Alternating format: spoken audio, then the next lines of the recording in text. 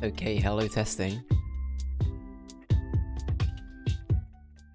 How are we doing? Oh, broken background. We love to see it. Joel, welcome in, sir. Hope you're doing okay. Hope all is good. Just so you're preemptively warned, Joel, we might be getting into some big spoiler territory today. You have been warned. That's all I'm gonna say. That's all I'm gonna say. I appreciate you being here, dude. Ray, welcome in. Oh man, boat time, yeah. It's gonna be boat time. I think there's a few things I want to go check quickly before we do go on the boat. Like, I want to go see if we can still speak to anybody else and have a little, like, run around just to see if there's any last hurrahs we can give. But yeah, it do be that time. It do be that time. But yeah, happy Wednesday, everyone. I hope everyone's had a good Wednesday. Or it's going well, if it's still going. But yeah.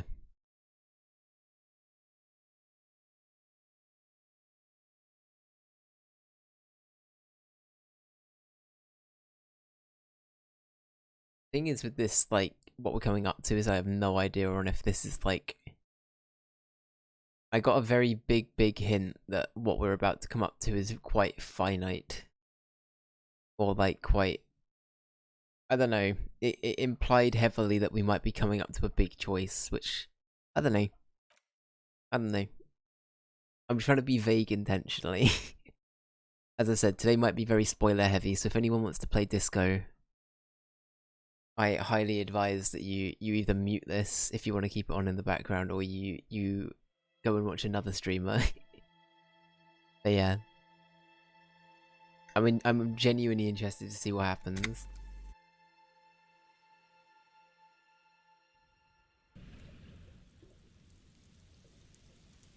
Thank you for the watch streak, Joel. Much appreciated, dude. Alright, we're not going to go on the boat yet. We're going to go have a waddle.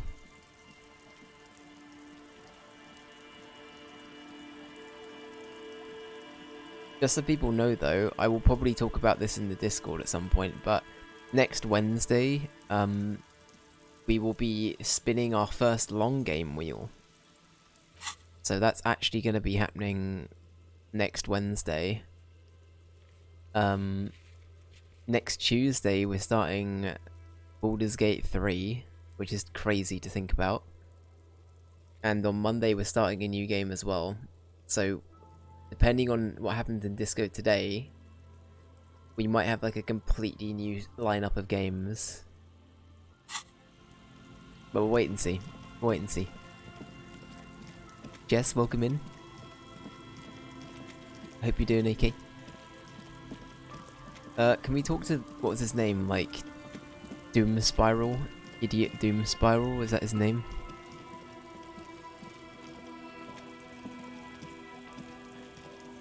Man, you're like bleeding now.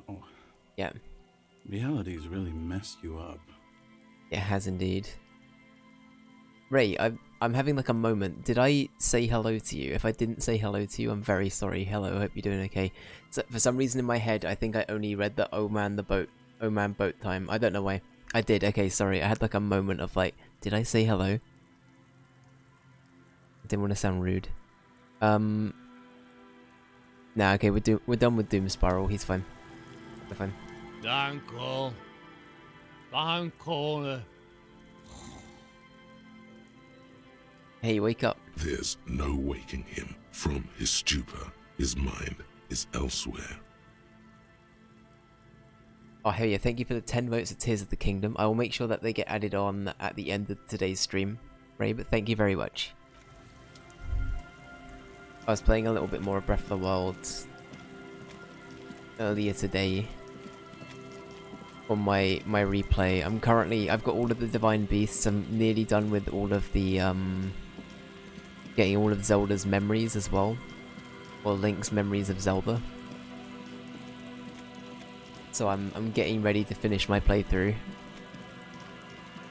I feel like I managed to do things a lot quicker this time on a second playthrough. But that's purely because I just, like, pissed about. And, like, did a bunch of things that probably shouldn't have worked.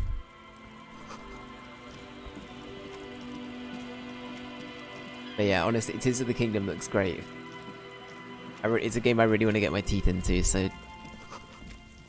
I'm all for it. 10 minutes of Life is Strange 2, hell yeah. Don't mind me, that's all good, you do you, you do you.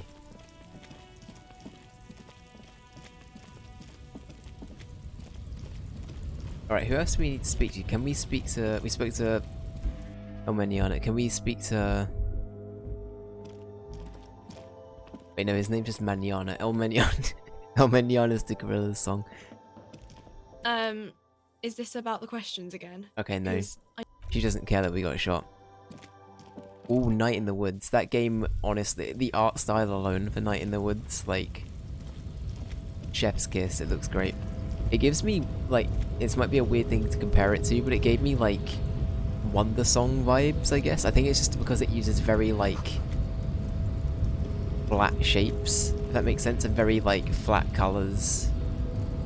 And I guess the fact it's like a side-scrolly kind of, like, narrative game. It's a little bit Wonder Song-y, and I'm kind of for that. I'm kind of for that. It looks great, though. I love the way that it's, like, presented. It's a pretty short one, too. Oh, okay. That sounds correct from when I had my, when I was setting up the things. No, I can't do that. Okay, noted. That's all locked now, so we can't go up to the Union at all now. I guess not.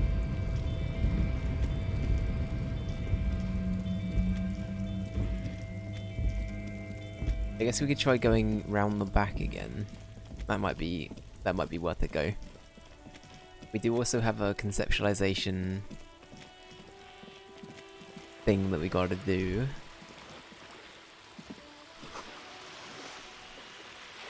Ike Nation, of course. That's right. We redeemed a thing last time in the in like our thought processing thing that allowed us to see Van Eyck posters everywhere. Alright, it's conceptualization, right? Just an ordinary wall. Nothing to see. Alright. Let's see. Conceptualization. I forgot to change that back, but okay.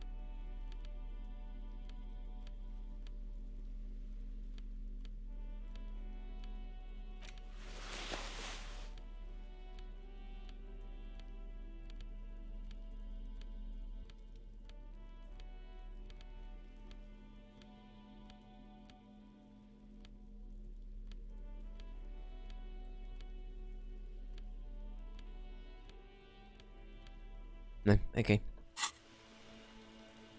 Just an ordinary wall. Nothing to see here. I say fuck it. Because you see it, finally. This wall is sublime.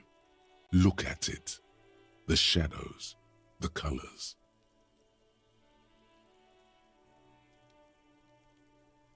Let the conceptual joy flow into your pupils and blossom into thoughts in your brain. All the other walls on all the other houses must make a pilgrimage in adoration of this, the uncontested pinnacle of wallcraft, color peeled from the very face of God. More. Oh, Wallfather. Wallfather and Wallcraft. Wow. Wow. These are things I never knew I needed, but okay. Kim, I must paint this wall. Add even more beauty to it. Huh? He sounds tired of it all. Cindy the Skull has all the necessary materials. Talk to her. First, I know you're tired, Kim, but take another look at the wall. Draw nourishment from its beauty. Mm-hmm.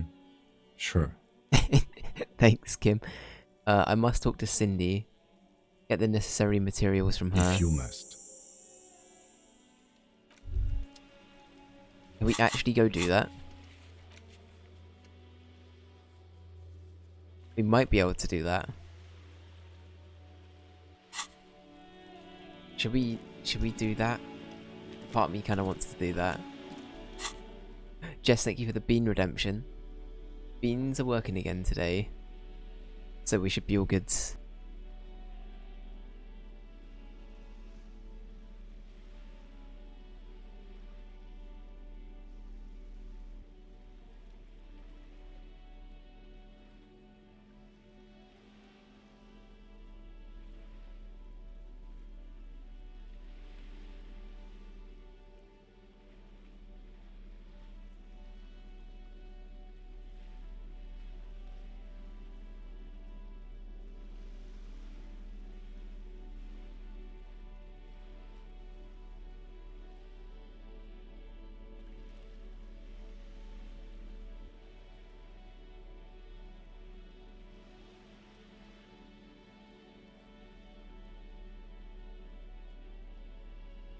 Okay, I'm back. I was just getting the beans. Also on some some recall of like cat thing. I didn't realize my cat was in my room. He must have like gotten under my bed at some point. Jess, thank you for the vote for melatonin as well. Much appreciated. You wanted to do this quest so bad but failed to check. I didn't know reloading was an option at the time. Yeah, like, honestly, if this game didn't have the ability to reload, especially for, like, for the most part, we've done it relatively legit. But for things like the club, for example, we would have failed that. Like, I don't think I would have been able to do that. Let Star take over the stream. She would do it. Honestly, she would riot. Literally riot. She'd be like, give me dreamies. It wouldn't be called beans anymore, it'd be dreamies. Be fully renamed. Anyway, sorry, I need to do a bean, don't I? Speaking of beans. British, welcome in. Alright, okay. I'm gonna do a bean. What are we gonna get?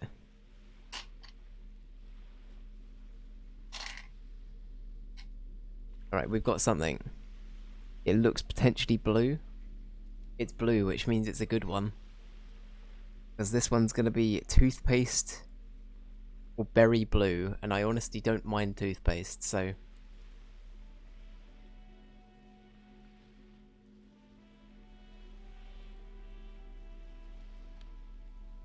And it was berry blue, hell yeah. Thank you, Jess, thank you.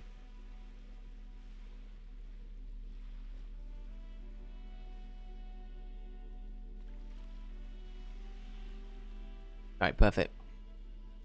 Yeah, welcome in British, how you doing? Have you played any more of Power World? British, I was meaning to ask how you're getting on with that. For anyone who's unaware of what Power World is, it looks like Pokemon but with guns. It's I guess it's more than that though. It's Pokemon with guns, but it's also like... How do I put this? It's Pokemon with guns, but it's also got like elements of like Satisfactory, where you have to like sort of like make like a production line in some cases, and you can automate some farming things by the looks of it. It looks really weird but really fascinating at the same time. Now the real question is, can we actually find Cindy? Give me a moment.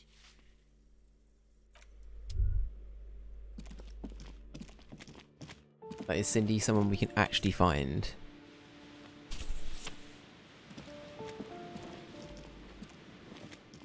Because I feel like we might have missed the window, honestly.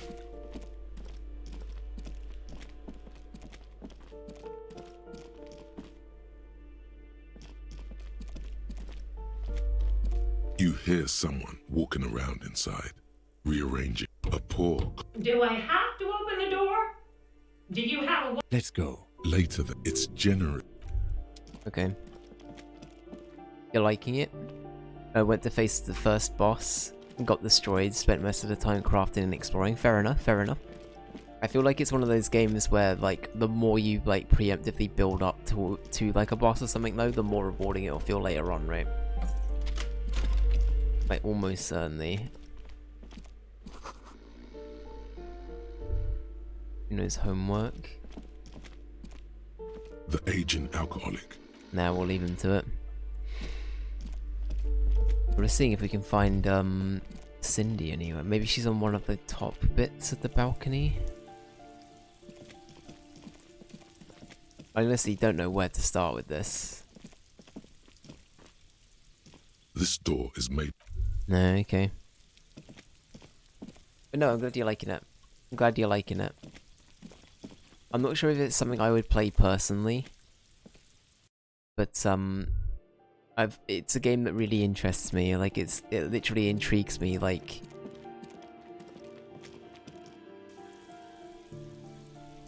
how quick a turnaround there is for this sort of, like, thing getting, like, so massively popular out of nowhere. But I think it's been in development for a while now, right? I could be wrong, but I'm pretty sure that there's been, like, there's been, like, an ongoing, like, thing from the devs basically saying that it's, like, it's coming out soon, and it's been memed for a while. Yeah, this is Pokemon with guns, it's coming. It's coming. Oh, I should mention there is a slight change to how, the beans work. We've now got it so, because I think there was a problem with it thinking that we'd hit some kind of, like, limit with the amount of beans redeemed per stream. I've now got it so there's basically an unlimited amount of beans you can redeem per stream, but there's a 5-minute gap between redemptions. So now it shouldn't really affect anything, I don't think. It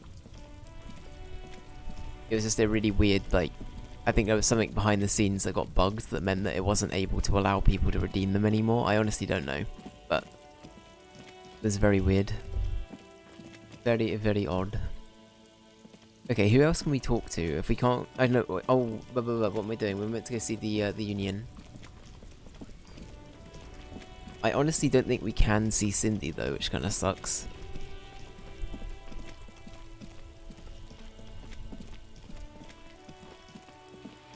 Oh, can I speak to you before I go? Oh my god! Things have gotten out of hand! I thought the psychic stuff was bad, but the crime! It's even worse! I haven't been able to come to work for 3 days. The shop has been locked. No sales, gangbangers running around, shooting everyone. I know I shouldn't have bought a shop in this ghetto.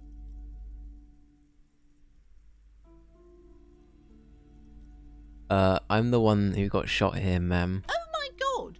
Even the police can't take care of all of this. Just look at that limp. Someone should do something about this. Maybe I should close the bookstore and open a psychic studio. Yes! It makes sense. Crime is the 6th element, you see. The darkest element. Right, okay. I could teach people to protect themselves against bad energies and to fight crime.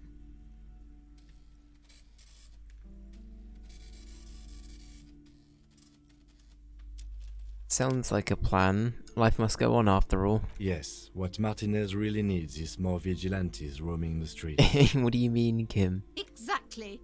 It's a brilliant idea. What do you mean? Thank you, officer. I'm going to start drawing up business plans right away. In the meantime, do buy the books. As many as you can. They won't be here for much longer. Is there anything else I can help you with? Farewell. Hi, Ace Detective. Are you here for more books? I'm not, but thank you. So one thing we didn't do a lot in this playthrough is we didn't really read a lot of books. In true Dave fashion. So, I feel like we might have missed out of some of our, like, key, like, skill point thought things, potentially from missing out on that throughout our playthrough, but honestly, I feel like we still did pretty well not doing it. Like, I didn't feel at any point that we were missing out. The spread of these bullet holes makes your chest ache. Your breath grows heavier. More old bullet holes. Half a century at least. From the revolution. You peer into the faded marks in the stone. They peer back like an endless row of tiny black holes. Sweat starts trickling down your brow. Your chest feels tight looking at them. It's closing in. Caving in, ever tighter. You okay there? Yeah, I'm fine. You were looking pale there for a second. What are you looking at? What's with all these bullet holes? I've seen a lot of them around. Remnants from the revolution. These are over half a century old. So no crime has happened here? Perhaps a crime of a sort ages ago. But no, these do not warrant an investigation. Okay, but what can you tell me about the revolution? I feel like we already all know all of this, so I'm fine to gloss over it for now, but never mind, let's The go. lieutenant nods. I went the wrong way to go up to see if I can get to our old friend, Everard Clare, Harry. Oh, Harry. Please don't go. You were having so much fun looking for your gun.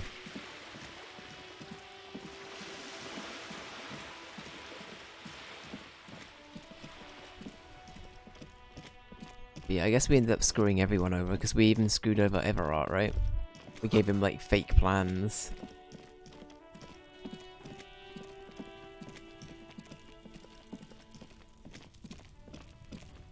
Right. Let's get going. I assume we can still go up this way?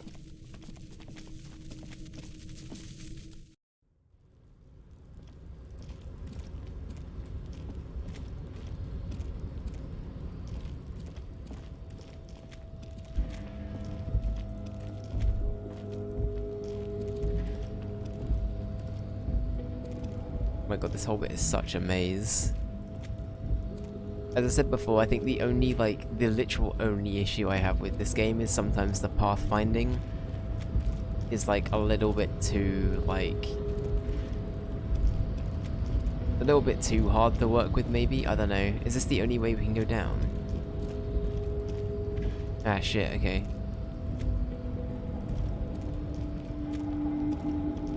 Okay, so we physically can't go back to the Union. Okay. I guess that makes sense because Everard's like all boarded up, right? He's not letting anyone in. I'm going to hide in my hubbyhole, Harry. You're an officer of the law. You can get shot for me.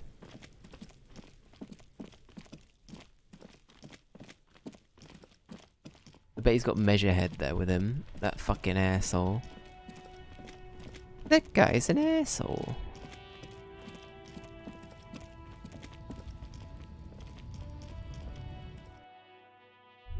Alright.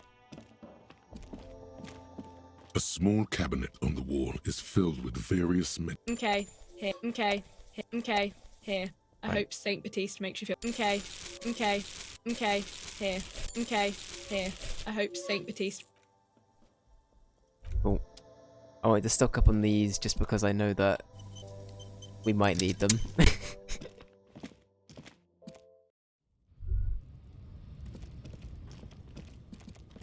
Alright, I don't know if we're going to be able to do the Cindy quest. I legit don't think we can, right?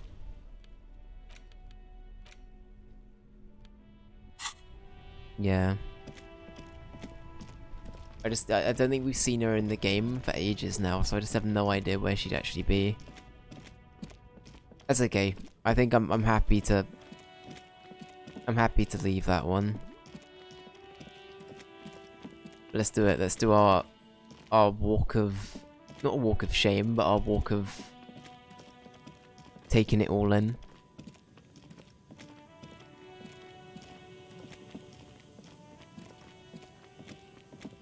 This is potentially it, Kim. We're in the end game. Potentially. We gotta be, right? Like, I know I'm hyping this up big time, but like, I feel like we must be. Partly just due to the fact that, like, the boat trip itself literally says there's only enough journey to go, like, there and back once. I feel like that must indicate something, right? Meeting time, BRB. No worries at all, Ray. I hope the meeting goes okay. Right.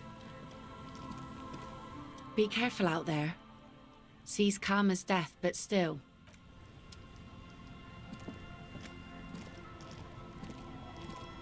Alright. Let's go. Kim, she has to do a proper save. Kim, thank you. If we don't make it back, please know I respect The you. skiff floats on the calm mirror of the sea. Its 2 seats are empty. Once you get in, that's it. One pull of the starter handle, and you're off into the bay. A strange trepidation comes over you. Are you sure you want to go now? Have you made all the necessary preparations? Closed all your accounts? Remember what the net picker said. It's a small tank. You won't be going back and forth on this. You take the engine, Kim. I'll hold the boombox. What? Sure, let's go with this.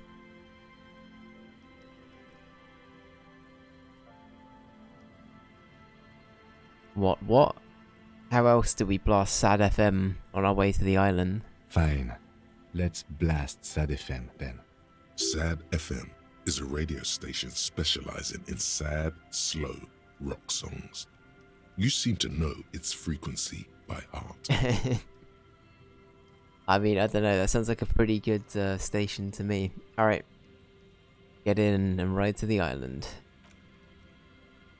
Here we go. Big moment.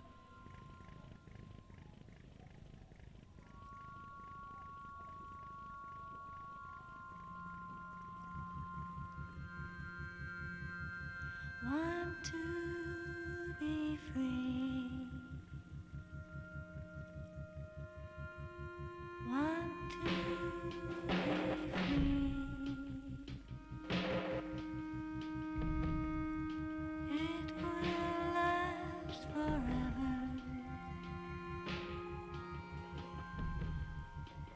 Off we go.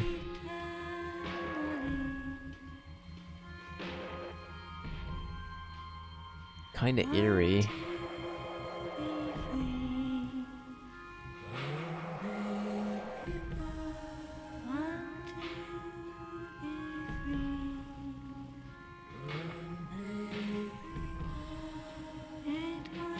I'm sorry if this gets muted. I hope it doesn't, but I'm sorry if it does.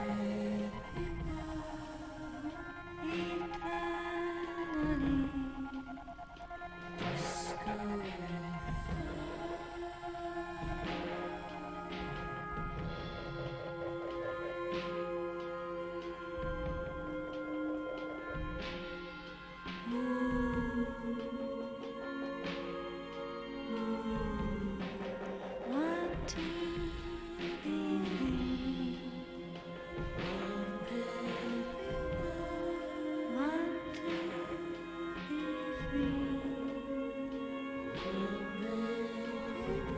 Want to be free.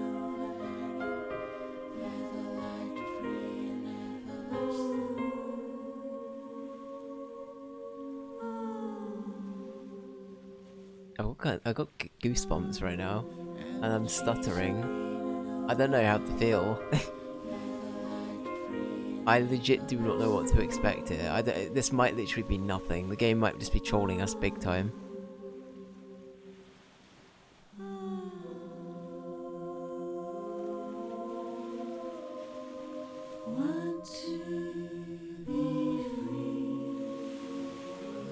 Want to be free.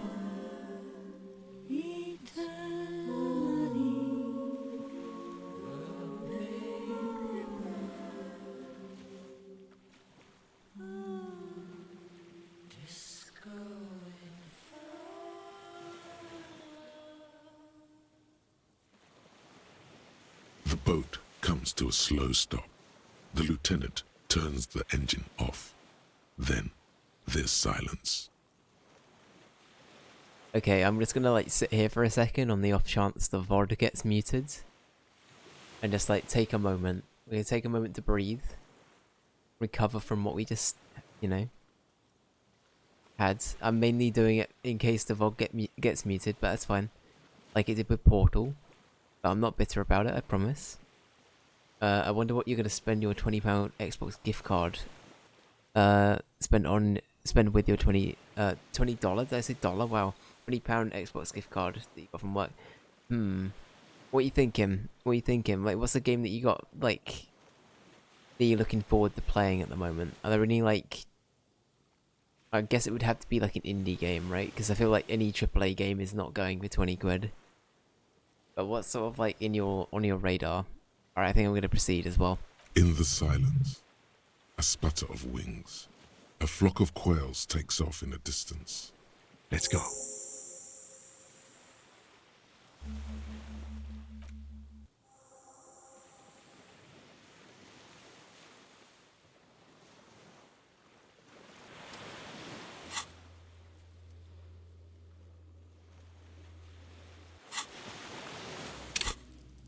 We have the skill point. Okay, well, I think we'll save that for when we need it.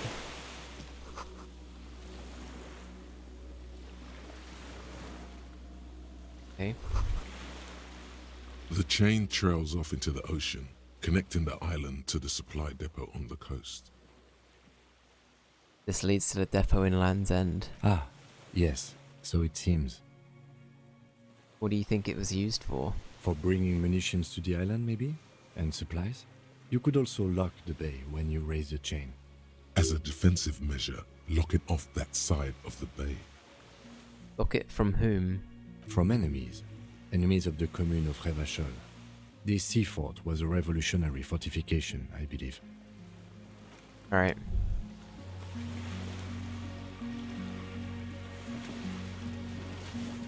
It's gonna try and get some horror games like Madison. It's £30. Putting 20 gift card means it'll only cost a tenner. That's pretty good. That's pretty good going, yeah. I guess that's a good thing as well, is you can like justify knocking a lot of money off of like a bigger game if you did want to go for something like that as well, for sure.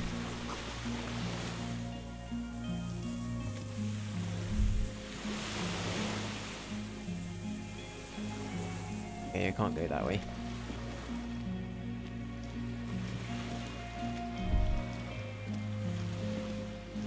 Right, well, up we go, Kim.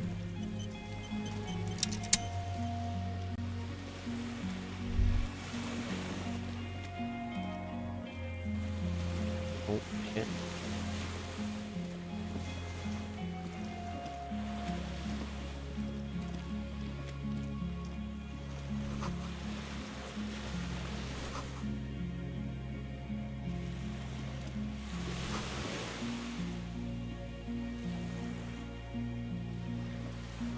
Oh, it's leaking, okay. You know Dave wouldn't like to play it. Using a camera, shaking the Polaroid pictures, getting things jumping at you. Yeah, that ain't it. That ain't it. Jump scares are not my thing.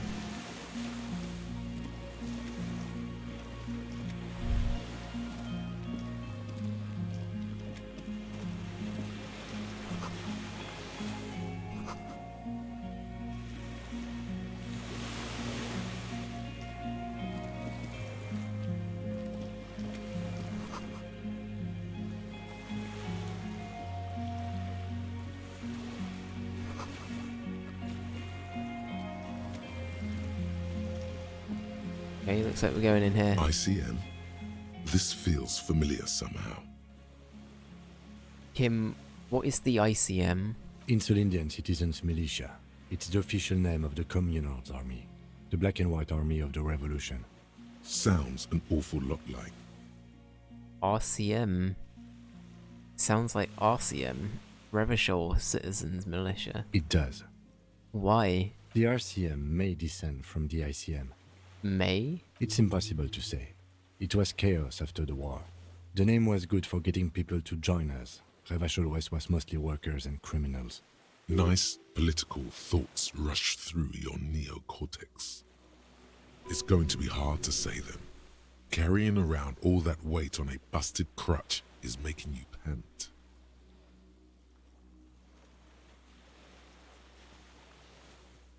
What I'm hearing is we descend from the glorious Revolutionary Army. There were all sorts of groups and groupuscules back then. It doesn't really matter. Yeah, fair enough. A white star. No, an upside-down star. With its horns in the sky, the symbol of the commune. Are those speck stars too? No, that's the uninhabited archipelago. A DeLorean-era symbol of Insulinda, known as the face in the sea. Looks old. What's it still doing here? After 44 years? That's not nearly enough to hide what happened here, Lieutenant Yefreiter. One of these barrels was still leaking fuel, as you saw. The city is full of things like this. Old bullets, guns, fuel. Okay.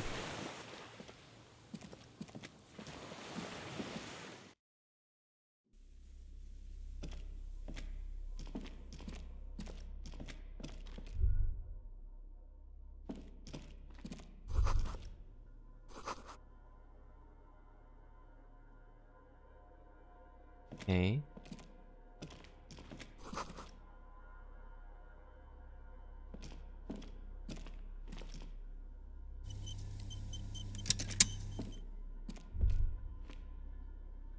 Okay. Just having a look around, don't mind me.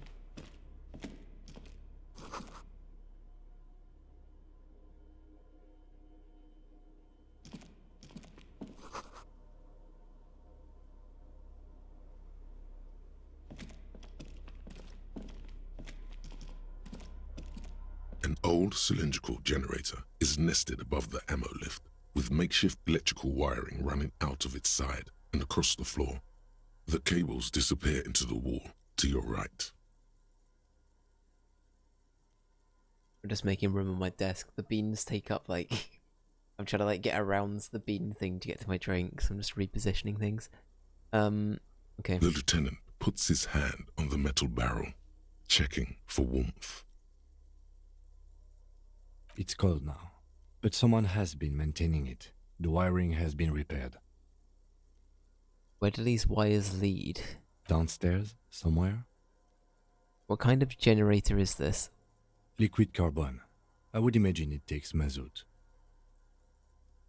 The kind that's favored by vagrants and fuel thieves. It's been a long winter, long and cold. I hate my brain so much. When I read what kind of generator is this, I've been so like ruined by Borat memes. By that, the first thing I heard is what kind of dog is this in my head. If anyone stayed God here, damn it. they'd need a generator. What kind of dog is this? Tap on the side. A hollow ring. The canister is empty. Dust falls from the generator and down into the ammo lift. What does this mean? A generator here? I don't know. I'm not a philosopher. I meant, why is it here? Someone with basic electrical skills has restored it in order to keep the room warm. Maybe it's the fire guy. The wind outside picks up suddenly, with a faint howl. Inside, it's warm. I mean, fair enough. I guess you would have to, right? To live somewhere like this. while we were, exactly while we were.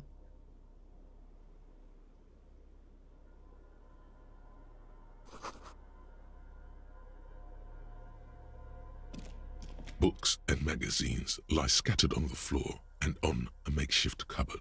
They are not particularly well organized. Sift through them. Most are soft covers, serialized fantastique and detective stories from the 20s and 30s. This disparate digest includes the classic Animal Adventures, popular depictions of man versus nature by amateur naturalists T&T Harpin, husband and wife, widely read by people from all walks of life. Who doesn't like nature? Who doesn't want to survive? Among what is mostly commercial fiction and serialized stories, you find a magazine cathodique for electrical engineering. Then it's back to pulp. Light erotica, an international thriller about circuit benders. Someone's made themselves a home. Right, was it conceptualization? Alright. Are we already wearing it? No, okay. Let's get the gear on. Where was it? There it is. And what was the other thing? Conceptualization. There was another thing that gave us that, right? It was the jacket, right? Yeah. Alright. Soft covers, serialized fantastique, and detective stories. Not that you can tell. This is a digest of someone who's dead bored. Most of it is for entertainment purposes, fittingly right next to the radiola on the floor. Nothing? Nothing out of the ordinary? Maybe it's a little old-fashioned. There's a nude mag. More than that, you can't say. The print in some of these is pretty small, though. This person has good eyesight. Okay. That indicate that they are young, potentially? Or like a sniper, maybe? I don't know if that's a requirement of being a sniper, but you'd assume that would have to be something, right? Empathy and composure, okay. We're getting some new clothes late in the game, I'm for it. Hand-eye coordination. Okay, wait, do I have the entire garb now? Hang on. We have the jacket. Do I have literally the entire garb? Oh my god, let's go. Hi guys, welcome back to my sponsored brand deal with Flan. If you want this nice sportswear, something, discount code.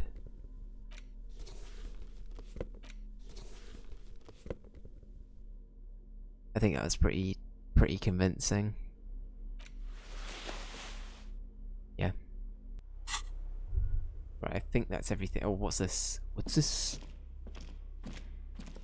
There's a greasy old spring mattress in the corner, resting on piles of soft cover books. White linen and a pillow are visible under a worn-out caracol blanket. Someone has been squatting here. The linen is fresh, recently washed. How recently? You force the rest of the sentence out through pain, thick as molasses, no longer able to hear yourself speak. You know, officer, you can rest here if you are feeling tired. I will keep watch. You could use some rest for what's ahead. No time for to rest now. Yes, anytime. If you need a rest later, it's okay by me. You don't have to be a hero. But we're gonna be. The greasy old... The offer... Oh, okay.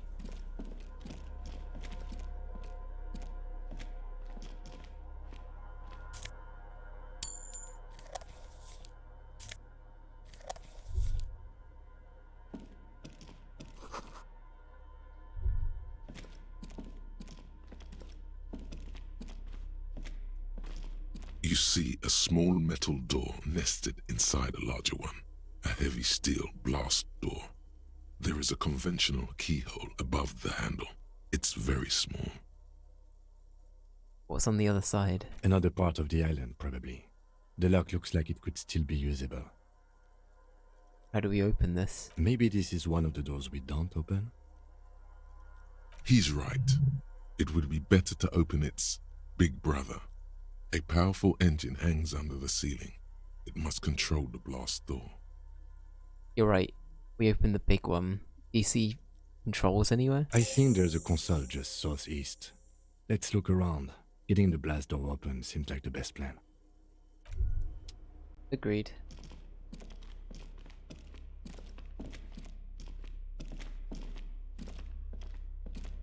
Oh, I can go around here, can't I? Uh-huh.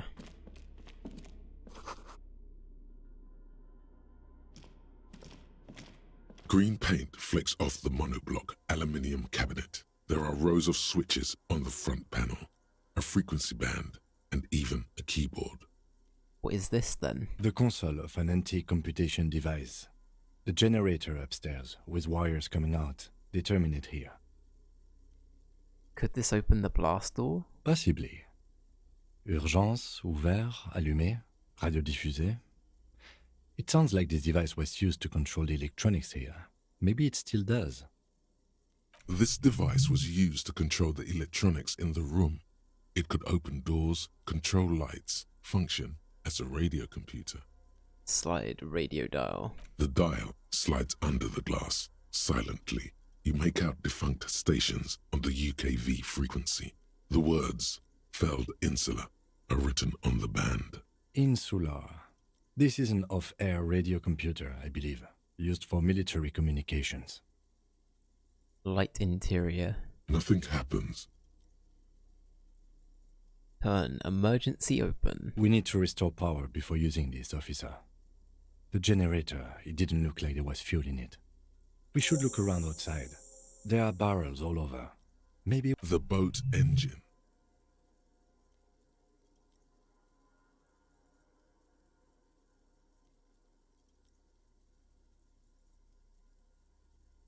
Or we could get some from the boat engine. But officer, then we would have to swim back to the mainland. Let's just look around, okay?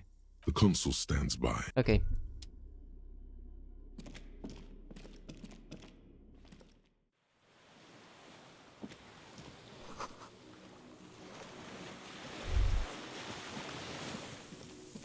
In for oil.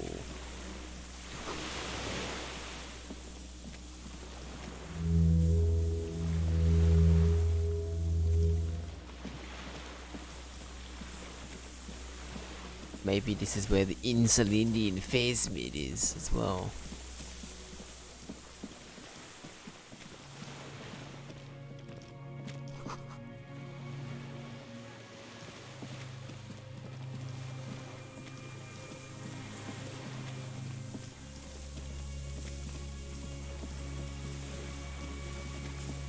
A strange feeling looking at the water. Maybe you should just wander off into the sea. Leave it all and walk in. Why? Perhaps there's someone there, under the water, waiting for you, where it has always been. Maybe you know it's going to hurt. But it's cold. Yes, cold and still. But love is warm, like the inside of her mouth. Yes, yes, yes, yes. No, we're not starting with that. Not now. Not this time. This thought is over. Sight. In the snowing mirror of the bay, you see Martinez, reflected. Tall edifices of ruins reach into the water, like shimmering towers. And the shacks too. Pine trees and motor lorries, upside down. Islets and posts, like stepping stones, lead into the water in front of you. Go. Step in. It's been too long. No. Not yet.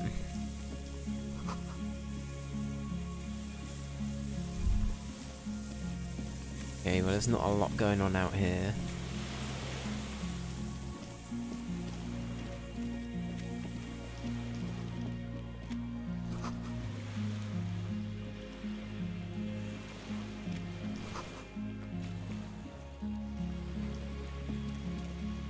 Maybe it would be better looking at the other door first. I feel like going up we're gonna lead to some other bits, so maybe we should have a look around in here. Any fuel in here?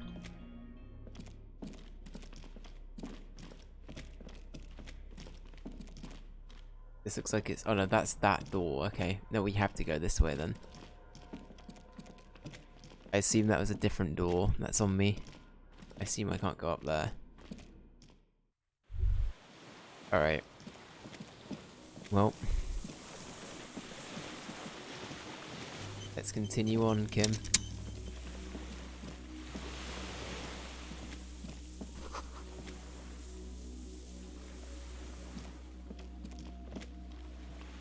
Well, there's some fuel here.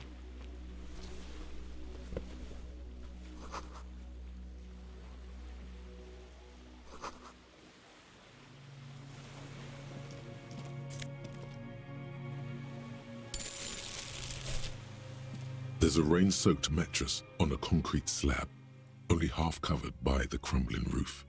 At the head of it, double embrasures. firing slits like two eyes in the wall. B triple prime. This looks like a good place to shoot from. Inspect the mattress. A single-person mattress, modern, civilian use. Brand name, Marjorie. There's a fuel stain on the cover, along with cigarette burns, and an empty can of beans on the ground next to it, filled to the Beans? brim with cigarette butts. Let's go. Pick one of the cans out. The silhouette We'll of pick a the can tobacco out. picker adorns the paper filter. The brand, Tio Mortieri. Contemporary Revacholians prefer Druan, a local blend from the southern islands, or Astra, the legendary cigarette from Grad. Tio Mortieri is favored by older men for its paper filter tips, sweet smell, and added tar. Like the ones we found at Land's End, remember? I may have been wrong when I said it wasn't important. This means the same person could have visited both locations. I didn't see any signs of smoking inside, though. If people live there, they keep it tidy. This here may also be a smoking spot.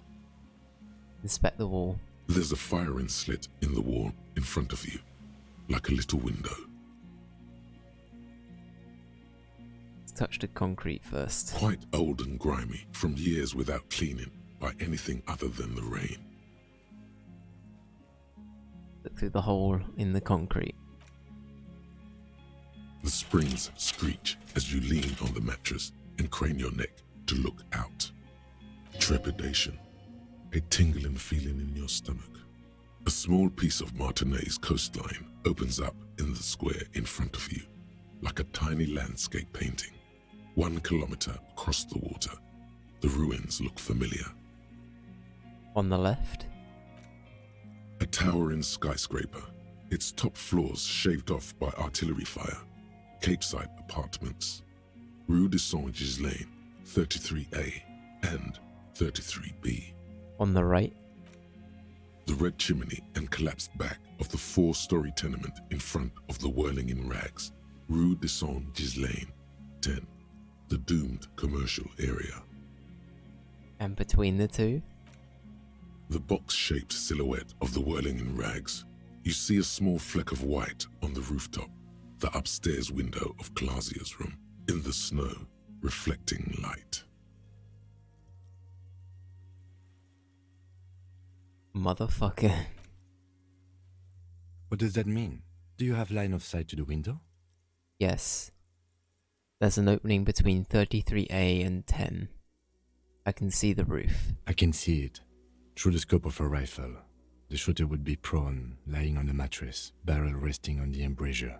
Cheek against the cheek rest, hand on the hair trigger, on a calm day like this. Thing is, Clausia's wanted, right? Or was. Maybe they were trying to kill her and he got hit. Maybe it was like somebody completely, I don't know, completely out of the picture.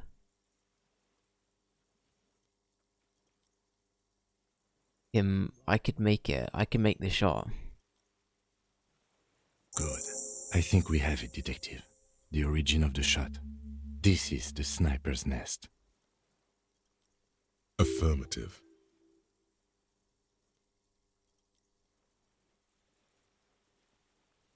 Better late than never. Nothing pointed here. Many leads pointed elsewhere. You're right. He looks north, over the fortification, then at the mattress. He's conflicted for a second. There's guilt there. It takes him a moment to rationalize it away. Could the shooter? Could the shooter still be here? Where? The shooter. I'm a shooter. I whacked a weird accent on that.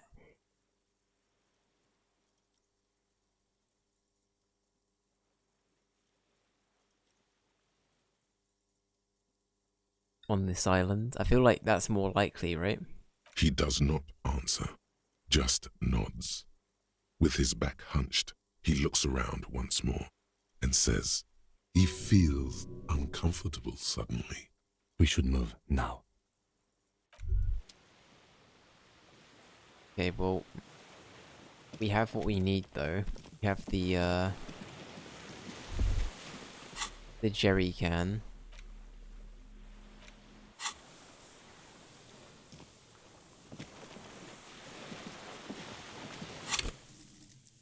We have another skill point as well. Where do I put it in? Maybe like reaction speed would be a good one at this point. Reaction speed and authority.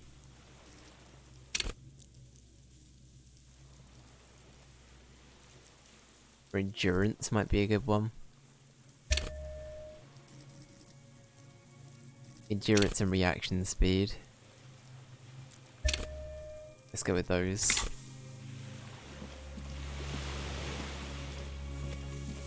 Feel like we're getting somewhere with all of this though. It's all kinda piecing together.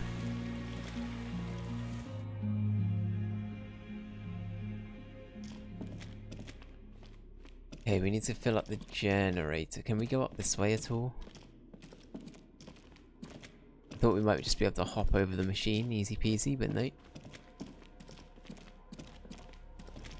That's no good. This old cylindrical generator waits with its fuel cap open. Makeshift electrical wiring runs out of its side and across the floor. Alright, let's pour it in. The lieutenant assists you, holding the canister up to the fuel tank as you tilt. Dark brown, viscous fluid pours out, and the room fills with a chemical smell. There's a red starter switch on the side of the cylinder and a start rope on the other side. The lieutenant flicks the switch. Pull the rope. The recoil start wakes the old generator up. The machine sputters like an old warhorse before settling down to a rattle. That should do it. Alright.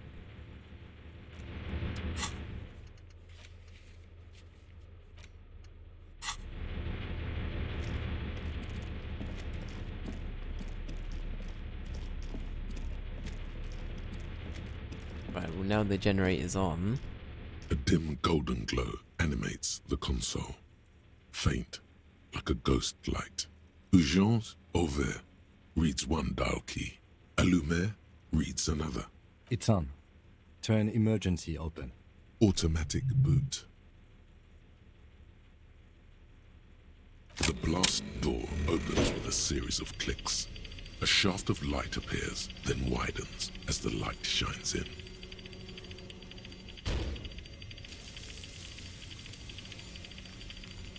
Oh wow. Alright. Yep. A sudden wave of anxiety makes your skin crawl. After you.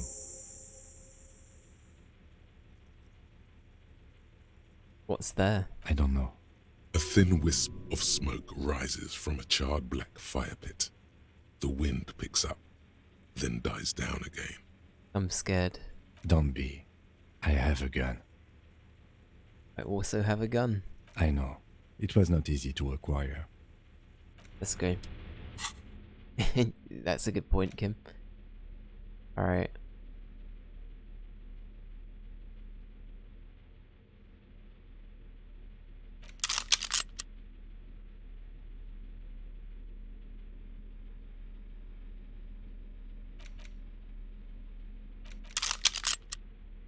We dual wielding right now. Holding the gun feels natural and satisfying. It's like an extension of your arm, the polished wooden handle almost fusing into your palm. I think my hand recognizes it. It reminds you of the day you first held it, with fear and respect, hoping you don't have to use it in vain.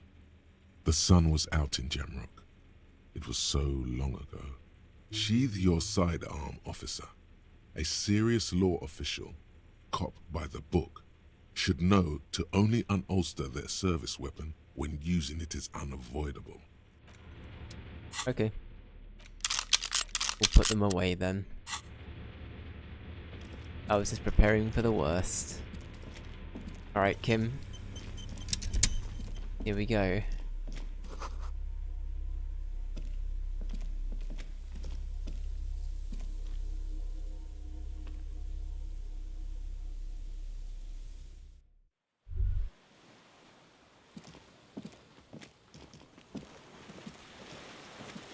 what we got going on over here.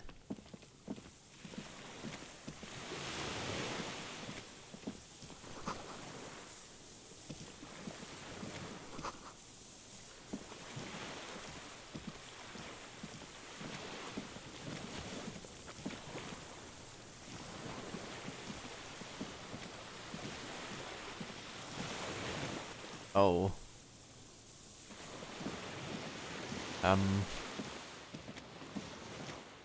Hi there.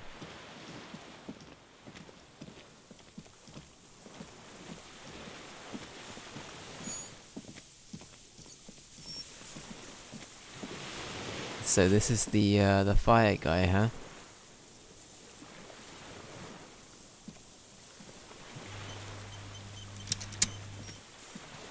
An old man wearing tracksuit trousers leans on the frame stock of his rifle.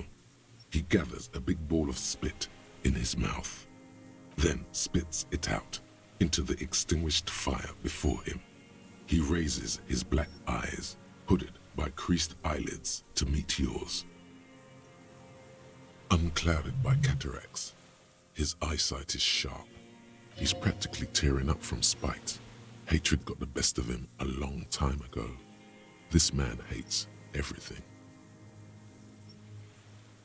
Okay. Are you the fire guy? The what now? I can't hear you. Did you recently tell 2 kids to put out their fire? 2 twins? I may have. All sorts of little rats have come sniffing around, trying to give up the position. The position sounds like a hiding place. Fire guy. Regressive bourgeoisie henchman. Can't even talk like a grown-up. You've retained your eyesight. My eyesight? Yes. Helps me see all the shit. True, true. A shudder of disgust passes his right side. His left side remains motionless. Did you close the blast door? I did. And you opened it. How? You're the generator and used the console. How did you know I was coming? Reactionary rock and roll music. Playing on the water. Told you we shouldn't play sad FM. Shit, okay. It was not rock and roll. It was sad FM. Sad FM, huh? I always hated that station. Phlegmatic, counter-revolutionary dirges. Sadness is a mental illness. A weapon of the bourgeoisie. The fascists were right about rock and roll. It is degenerate. Hip gyrating, mental illness music. Nice gun you got there. It's not nice. It's a piece of shit. But it gets the job done. Is that a Bella Maygrave? Is it Bell Maygrave? I think it's Bell. It's a Triangong 446. Southeast Samaran made. Exotic. Must be defunct too. No modern rifle manufacturer of that name springs to mind. A Samaran rifle. How did you get hold of one? It was sent to us by our brothers in the Sinyao commune. Military aid. It has stayed true to him. He can still make it sing. The Sin Yao commune? You heard me. It's good now. Like chalk wiped from the board.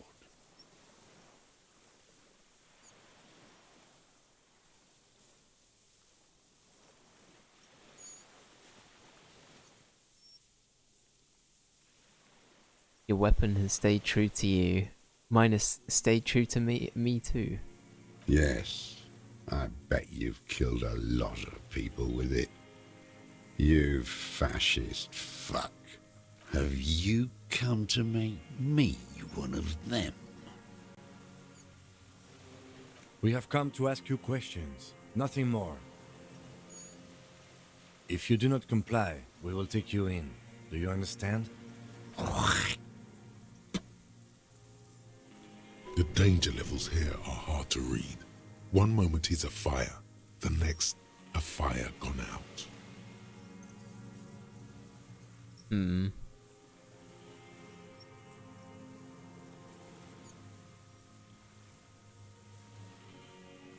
I'm with the police. You can keep the gun, but keep it down. Not one move. No.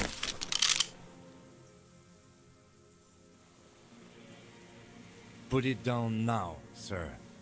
Or you're gonna blow my brains out before you question me. To hell with it. It's a walking stick anyway. It's out of bullets. Okay. Like an amputated limb in the sand. Alright, I'm gonna pick it up. His gaze follows your motions.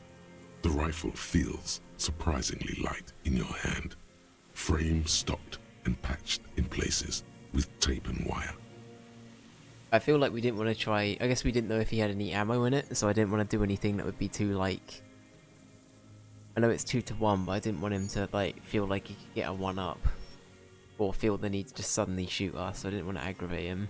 Still warm from his parched hands. Not the metal. The metal is ice cold. This weapon has been modified several times. Inspect it closer. The rifle's in a shabby state, like a crutch that's seen too much travel. Hieroglyphs are embossed into the forearm, made of walnut. On the butt, you see Vespertine writing, burnt into the wood. Triangong, 4.46mm, made in Sinyao. As he said, it's a Triangong made in his Sinyao. No one said it has to be a Belmagrave. That's true, it's We an were old just model, guessing. right? It's an old model, that's what we were, yeah. From ballistics, it could easily have been a Triangong, too. It doesn't matter if it was made in Shanti Shanti.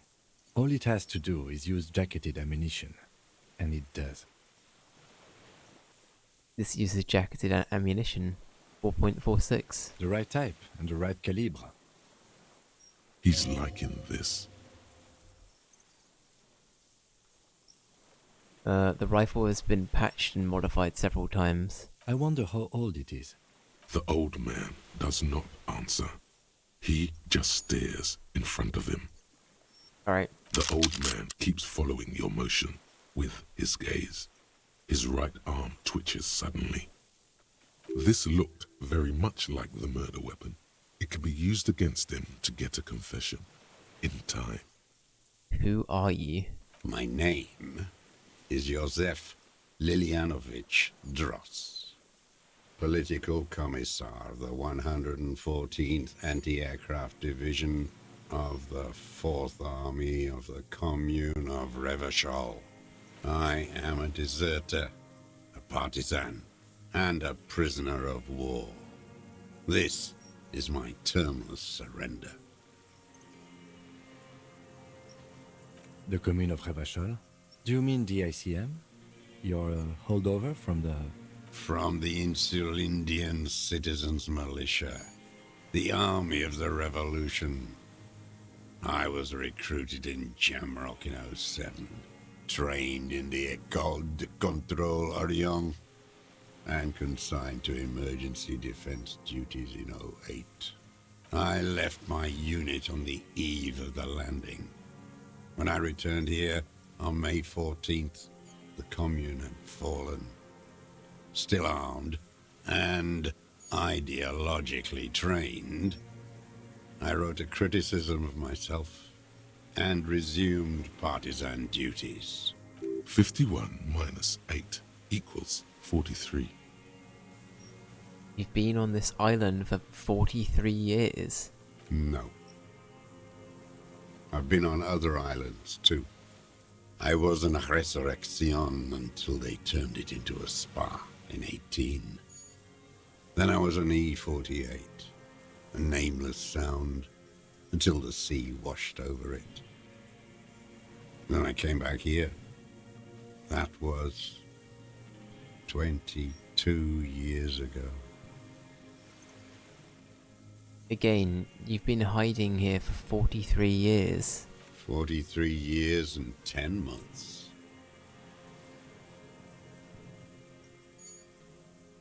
That's the length of my entire life. It's too long. It's not how a human being should live. But I couldn't just forget what I saw. He just couldn't. You couldn't give up? He nods. But he can now. What have you been doing during all this time? Hiding, fishing, waiting. Where the afternoon grows late, on Rue de Saint-Ghislain, people walk home. Street lights will soon be lit. Further inland, the streets are alive with workers, men, women, children, street hawks and migrant laborers. The temperature is steady. Alto cumulus clouds form above Precinct 41. 2 police officers step out of the Whirling in Rags cafeteria. Satellite officer Jean-Vic Mayer inspects giant letters across the plaza mosaic in dark red government-marked heavy fuel oil. Patrol officer Judith Minot points west. The fishing village. She glances at her watch. We meet in 15 minutes. It's a 10-minute walk. The officers go, leaving behind the writing, still smelling of petroleum. One day, it says, I will return to your side. Always waiting. For what? For her to return. Her who? Girl, child, revolution. Girl, child, revolution? Always.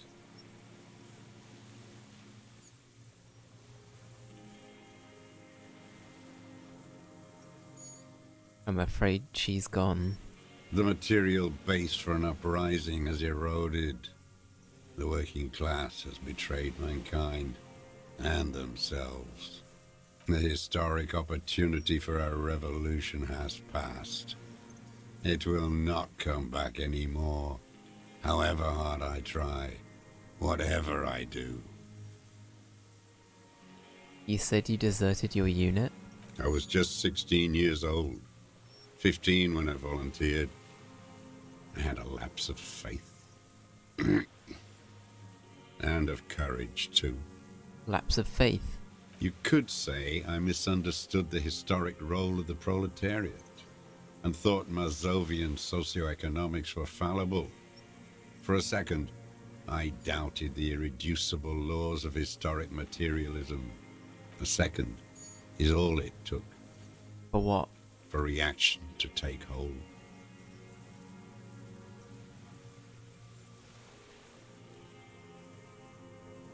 What's reaction? Petty bourgeois terror.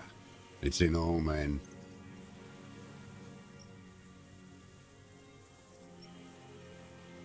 It wasn't reaction. You were just afraid. It's the same thing. You haven't seen it. Not really. Not naked. It's impossible not to be afraid. And this was when? May the 13th, 08, 44 years ago. The horizon was black with coalition airships. Their petroleum rose to the sky and it looked like it formed the clouds. Storm clouds. When they started shelling, it was dark magic. Dark magic? The combined might of international capital. All at once, all the greed and terror in the world tore into Revachol. It lifted streets from the ground and turned houses into ghosts. We were in the flak tower, huddled on the floor. The artillery was 80 kilometers away in Ozon, but I knew the commune would fall. We would all be turned into ash. So I said I was going to the map room. A terrible shame, still within him. The lobes of his ears are red with it. The shame and smallness of what he became. You didn't go back to the map room. No. I climbed the chain link across the water and hid inland, in the bunkers there, like the weakest of the weak. A mouse, frightened at the ordnance all night, and the sound of the rotors in the morning, whirring. What was that? Airships. I climbed out into hell. The landing was complete. The chain was submerged. I had to swim back. The fortress was half submerged too, shattered. They'd all drowned in the lower levels or got torn to shreds above. The anti-aircraft gun had malfunctioned. So had I. I left them without ideological direction. It was real. I'd seen it. I'd seen it in reality. Seen what? The mask of humanity fall from capital. It has to take it off to kill everyone, everything you love. All the hope and tenderness in the world. It has to take it off just for 1 second to do the deed. And then you see it, as it strangles and beats your friends to death. The sweetest, most courageous people in the world. You see the fear and power in its eyes. Then you know. What? That the bourgeois are not human.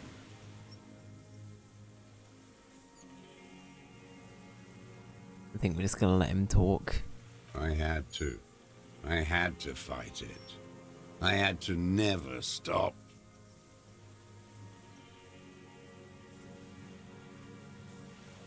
What is this place, this island? It's not an island, Dwat. It's a defensive fortification of the commune of Revachol. And I am its last surviving defender. What was it used for? The congenitally deformed King Philip II built it to restrict access to the Bay of Revachol. We captured it in '02, retrofitted the fort with an AA gun to defend against an airborne landing. Against the whole world. You mean the landing? Retaking of Revachol? Coalition military called it Operation Deathblow. I later found out on the radio they called it Deathblow. You're one of them. Tell me, who speaks like that? We had 50 million people on Caillou alone.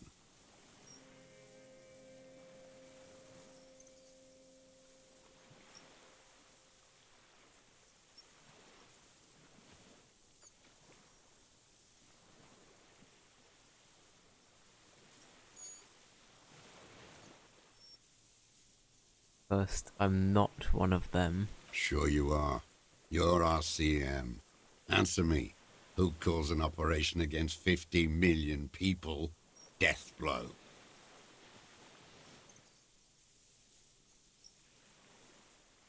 Coalition military? Iblis.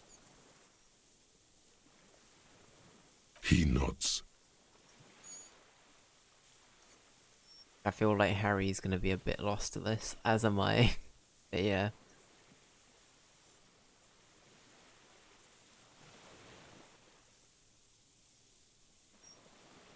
How have you survived all this time? How does anyone survive? I steal. What do you steal? Supplies, vegetables. I collect rainwater. It's the life of a dog, not a human being. How is your health, Mr. Dross? I've been throwing up blood since winter. Red, like beetroot. Been passing it in stool, too. He does seem frail. Good for his age. More like 75 than 65. Trouble putting on weight could mean cancer. The RCM can provide medical services. You need to be looked over. I need to die. You don't have medical facilities? You have guns. That's all they give you. Toy guns. We have Dramamine and other opioid-based painkillers. You must be in pain. I have been running out of that stuff. There's no way he could manage the pain without them. It's safe to say he is addicted to painkillers by now.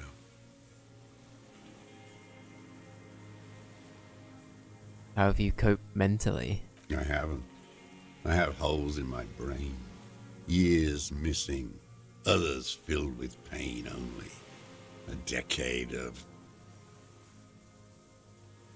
I don't even know what. Inferno? I also have holes in my brain. Maybe we wouldn't say anything here. Let's look at Kim. I would imagine it gets tremendously difficult mentally to live in isolation. Traitors. It's better alone. I watch the people of this city turn the lights back on more and more each year. Ruins, glimmering in the dark, like a fucking merry-go-round. It's disgusting. Are they not heartbroken? How could they have moved on? How have you concealed yourself all these years? It was hard in the Thames. I didn't have partisan training. They were searching for stragglers, those bloodhounds. Floodlights on the water at night. There were posters, campaigns.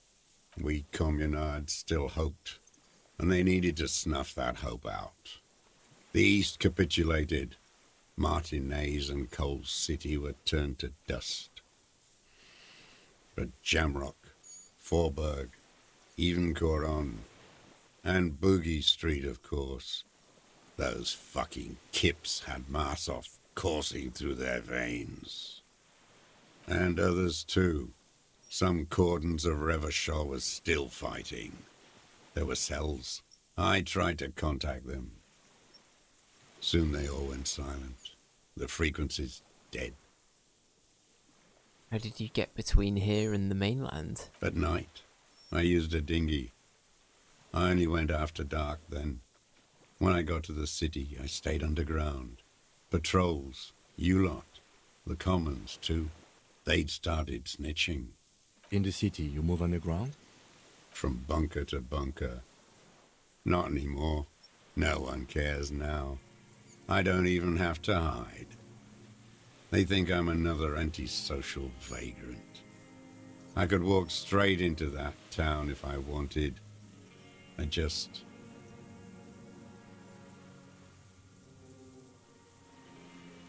Why don't you just walk there? I don't want to. They're all traitors. Pigs, rabbits, and dogs. Men without ideals are only animals. Rude. How dare. He does not want to see life moving on. People forgetting, drinking, laughing.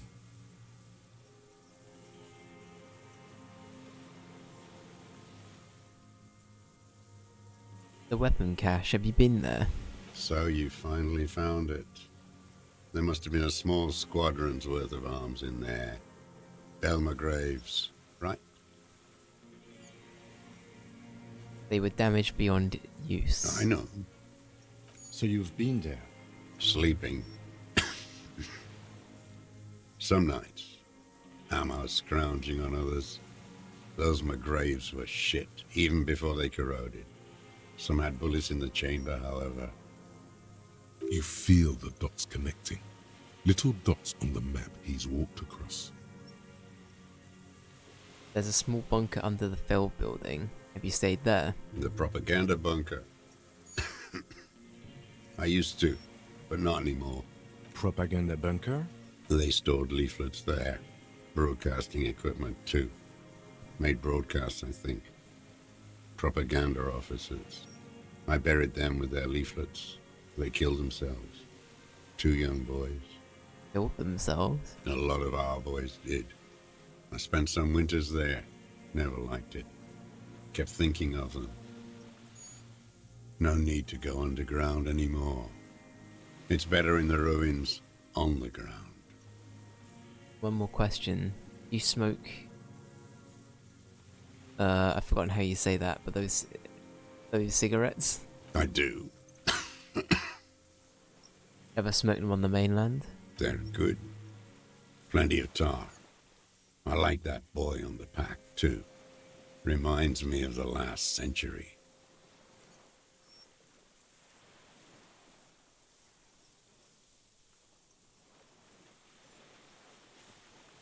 Tell me another thing. The old man looks across the water, at the city, the ruins, the motorways rising above it. You said this is your termless surrender. You're with the RCM, the coalition-appointed mob that enforces bourgeois morals in Revachol. We're not coalition appointed. We just try to help people. You're the RCM.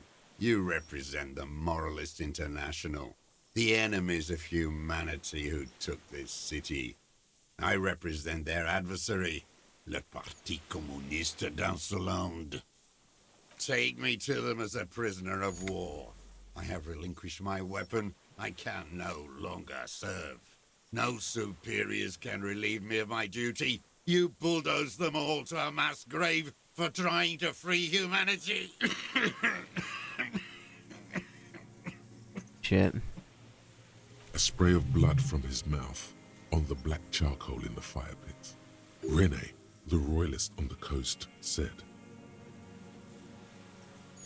You never signed the Rebellion Instrument of Surrender. Liberal reactionaries signed that instrument. Traitors who should have been burned alive. I answer to the Communist Party. Is that part of why you've been here all this time? Because the party didn't surrender? He just wipes the blood from his chin. Understood. I don't think you did. You live in a delusion. Radio shows, speed racing and sporting goods. It's not real. So you're a communist soldier from the communist army? No, I am not a soldier. I am an ideological officer. I belong to the party, not the army.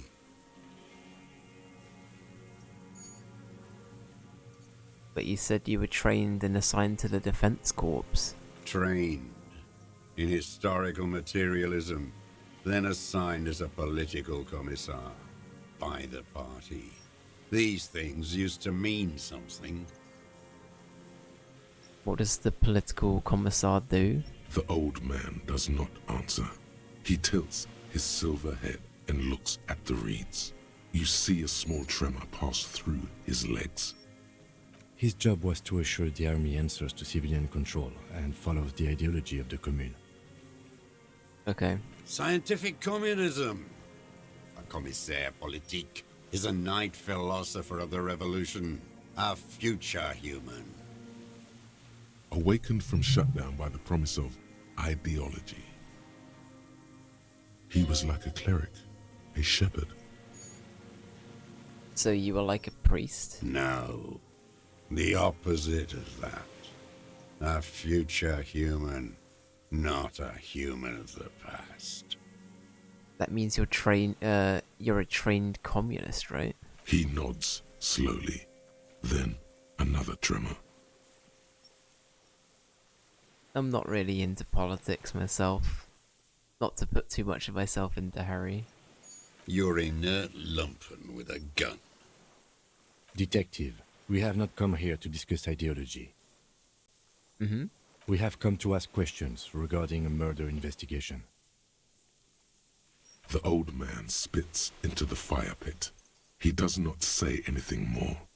A jitter passes his lower body. There's definitely something off with his body. Something more than just metabolism, or even cancer. I have another serious question for you. There's nothing serious in this world. It's a farce. What have you been using this gun for? I've used it for killing people. Here we go. Trail of blood. The lieutenant smells it too. Killing people? It's a gun. That's what they're for. You want a moralist euphemism? Defending your family and your property. I haven't done that. I've used it to kill people. Interesting. During or after the war? There is no after the war. Class war is never over. So he's continued killing after hostilities ended. Okay. This is it. You can feel it, like battery acid on the tip of your tongue. Something you haven't felt in a while. But what? This is what you live for. This is the shit. The great serotonin jackpot. The solution. Going straight. No euphemisms. He doesn't like those. No. Be careful now. Slow and steady does it. Make him repeat it first. Don't mess this up. Remember, he wants to tell you. Get personal.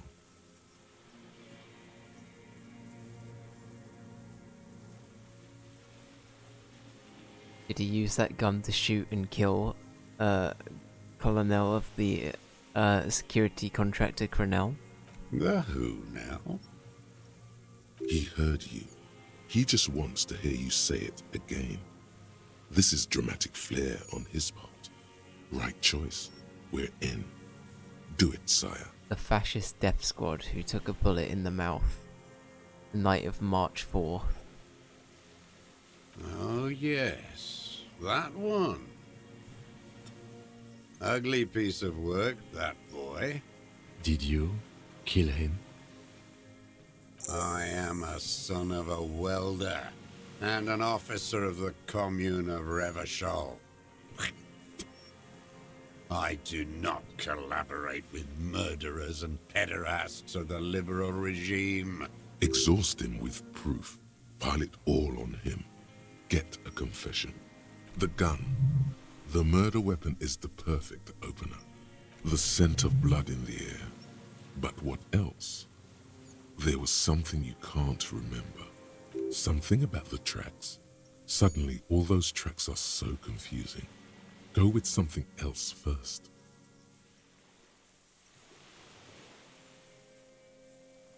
We've done the ballistics. The shot came from this island.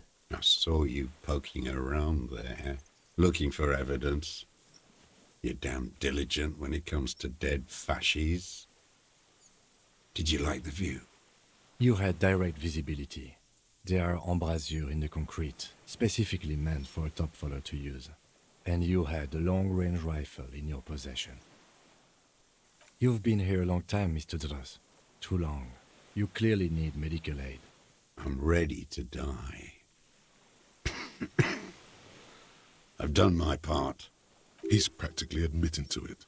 Dead fascists for fascists. Done his part. You said fascies. You're admitting you killed him? You're sad for your fascia brother, aren't you? One twig got broken. Now the others are sad. Almost. He almost burst out there. Keep piling arguments. Anything.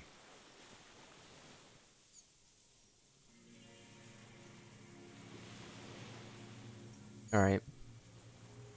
I don't need your cooperation. I've got this. Not a lot of guns around that use military-grade ammunition, are there? It's a real gun. Not like your little musketeer pistols. I've seen you prance around with those. Jumping hoops for the liberals. You look like imbeciles. Why don't you ask them to give you real weapons? Going against automatic rifles with these toy guns. Of course you got those boys killed.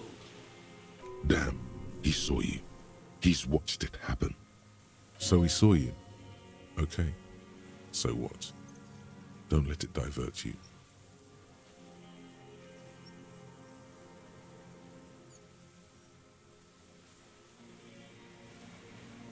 Stop changing the subject. We have the murder weapon. You know what? You're right. I'm convinced this made the shot. Should we call it?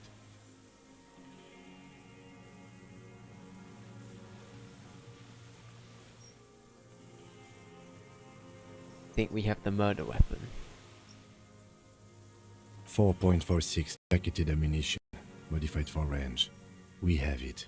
This is it. I'm calling it. We have the murder weapon. Good. This feels good, doesn't it? Tearing things up like this. When you have the murder weapon, you have the killer. Murder. This pushed him, but not enough. Just a little more. Come on, what am I forgetting? Wait, here it comes. The goddamn Maybells. The dried Maybells on Clausia's roof. Oh yes. There were Maybells in the grass when you got here. They're revolutionary symbols from the war. Wait, don't forget the footprints. The diagonal prints in the dust in the secret space behind Clausia's bedroom. Now, they're gonna come up. Of course, thank you, Head, thank you. You got it. Remember, the boot prints were like no modern soul. Oh yes, indeed. KY, welcome in. How you doing, dude? Hope everything's going okay? Maybe don't beat yourself anymore, though. You're not immortal. There were Maybells behind the victim's window. Damn Maybells. The whole island is turning white with them. He seems tender suddenly, nostalgic even. A strange mood swing. So many this year, too. The spring is coming. No, it's already here. Wash the filth away. I haven't seen these flowers anywhere else on Martinez, only here. They blossom on the islets before. We fertilize them with our blood. Resurrection was snow white in May, before they ruined it. South, the Bay of Martinez is dotted with little freckles of islets, turning green, with white flowers in white snow. The coast, too, before they piled their containers on top of it, filled with broken, useless trash for fat-fingered bourgeois children to play with. You must get around a lot to stay undetected all these years. Do you know any secret paths? Pinball workshops? I may. A young woman called Clausier, ring any bells? These dried flowers were behind her window. Clausier. You know her, right? She had intimate relations with the victim, the mercenary. With the victim. There is a small tremble, looks like a smile, a crooked smile, yet isn't quite voluntary. He's about to burst. Don't leave any loose ends. Get him on everything. I wonder what brand of boots you're wearing. Everything is brands with you individualists. Who cares what brand my shoes are? Sansa. Some Show me the souls, please, Mr. Dollars. fucking imbecile. The maker is called Sensory. You see their V-shaped logo, but can't make out the size. These are not the unusual horizontal patterned soles you saw in the dust on the floor of the hidden room. They do, however, seem to be about the same size. The size fits, but not the soul. Wait, maybe it's simpler than that. Sire, he doesn't have to be wearing them right now. People change shoes. It doesn't mean you weren't there near the room the victim died in, sneaking around. Racking those brains, are you? Desperate to report something back to your masters? They must have really loved that dead fuck. The lieutenant gives you a quick sideways glance and nods to acknowledge. The prints were his. You can see it in those eyes. He can't keep them from flickering, looking for something. The old man stares at his own prints in the ash around the fire. Silent suddenly, some strange process within him. A gush of wind. Seagulls in the distance. I love how drama always calls you sire. I like it too. It's sort of like all of them have like little personality traits behind each of the like the voices that you hear for the different like checks you gotta make. I kind of like it. They've got their own little like nuances to them. It's cool. You know who he was. A coalition-trained murderer. Armored and armed. He wasn't human. The blunt end of a hammer. Dripping with blood.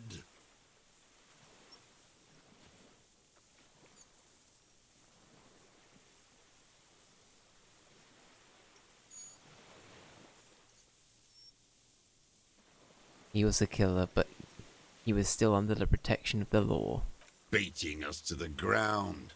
Moaning with joy. You hounds get so thorough when a company-trained killer dies. I haven't seen you on this coast for 40 years. You know, maybe I should have killed one sooner. Got your attention. Now you stop beating druggies and prostitutes in your basement. Now you come to investigate. Not when they die by the hundreds. This is it. Shot him. Shot him. Say shot him, not killed him. So you shot him. Oh, the inhumanity. One paramilitary less in Revachol. The lieutenant raises his right arm to hush you. Hush. He does not need to be pushed anymore. The ball is rolling, while the lieutenant listens, holding his breath. Just nod. I had them in my sights. Both of them. Him and the whore. I was breathing with them, in phase, and I pulled the trigger and flew on the air until I landed in his mouth. There we go, we did it. I didn't think I had a shot like that in me anymore. I did. I saw him kneel there with his mouth full of death, and that stupid look on his face. And his dick still in her. Then what? Nothing. I went to sleep. Next morning there were Maybells everywhere. The world was white, or what's left of it anyway. My last spring here. I knew the fascists would come to avenge their own, and so they did. Mr. Dross, are you aware you're confessing to murder? Yes. And you were looking at them, the victim and a young woman, having sex, through the scope of your rifle that night, before you shot him? The old man nods. Why? Because that's what they were doing. The motive. This is where the motive is going to come from.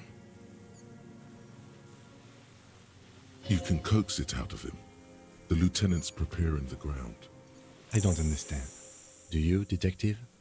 I don't understand this part. Why were you looking at them that night? I'm always looking. Are you always looking through the scope of a rifle?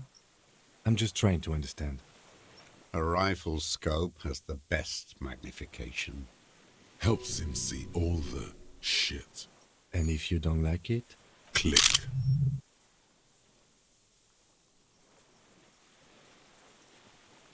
If it's part of the shit you see. Then you pull the trigger? Yes.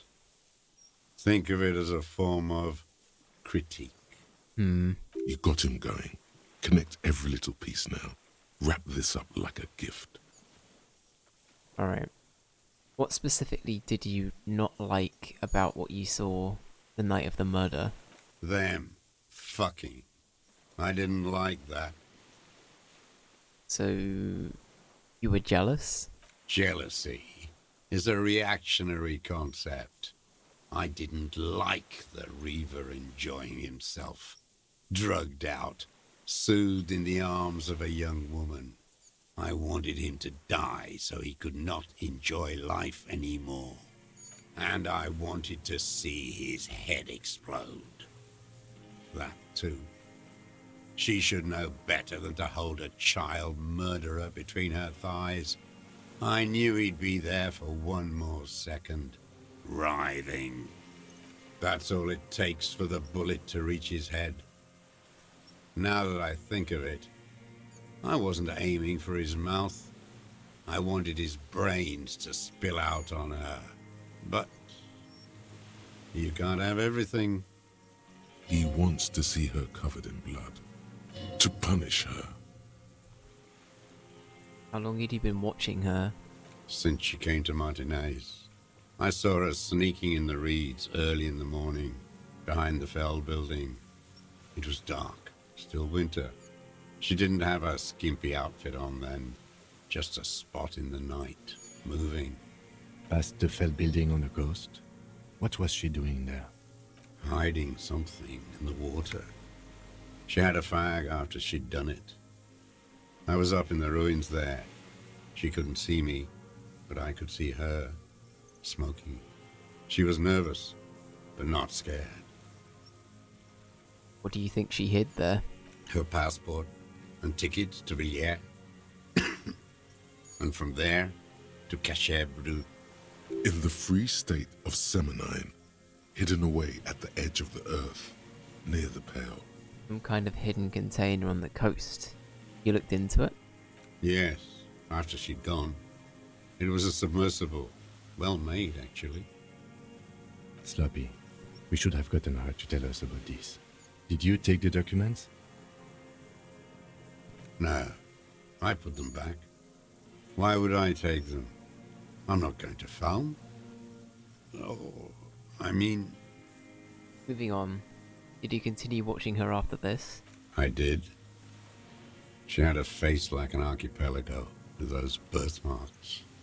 And a body, hard and lean and bruised all over. Black and yellow.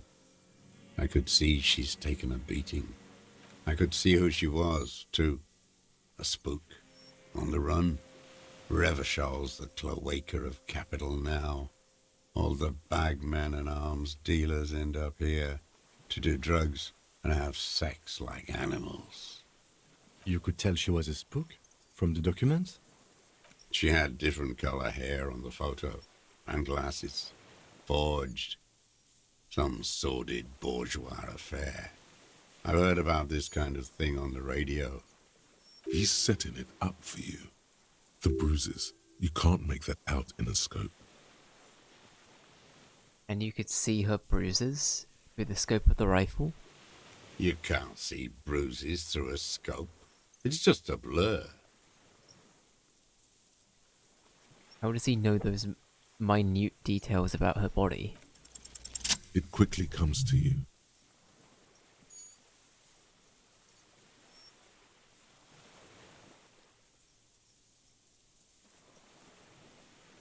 The bruises on her body, any chance you've seen them through a hole in the wall? Oh, yes. Cutting those drugs of hers into little lines with a knife. Masturbating. Did you make that hole? With a clip point knife. Ever see her through the window on a roof? Like that, too. Yes. Bending like a bow against the glass. You've been through the secret route behind the whirling in rags. Those were your footprints there. You just changed your shoes. I've been through all of Martinez. Every nook and cranny. And that too. Yes, that too. The things they did in that little room. What she'd do to feel good. Funny the way light works. You turn it on inside, and it gets so dark out, you can't see a man looking in. I learned that in the 20s, when they were still hunting me. I've seen people do some shit, but Those two took the cake.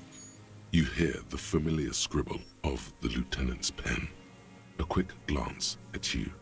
One more loose end down. We're doing this, detective. How did you get in there? The hidden pinball workshop. I can just walk in there now after a good wash. I told you, they think I'm an antisocial. Closing hour is a good time. The kitchen's empty. You had to open the steel door in the kitchen? How? I got that open a long time ago. Some bourgeois game merchant lived there.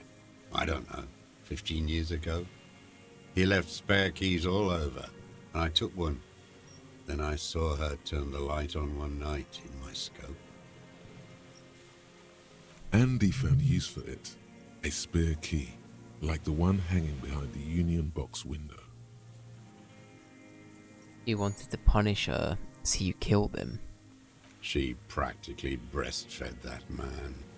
You wouldn't believe the things she let him do to her. Wiley stands here and rots.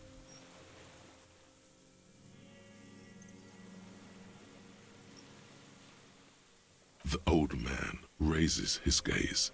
Something glimmers in the corner of his black eye. A bitter taste on his tongue. You had feelings for that woman. There's nothing to hold on to. Only this. It's not enough. The coals of his eyes glisten suddenly, like stones dripping with water. Is he crying? Man needs to feel something else. In this fight, it helps if you have your eye on something there. It's weakness, I know. There have been others. Yes, over the years.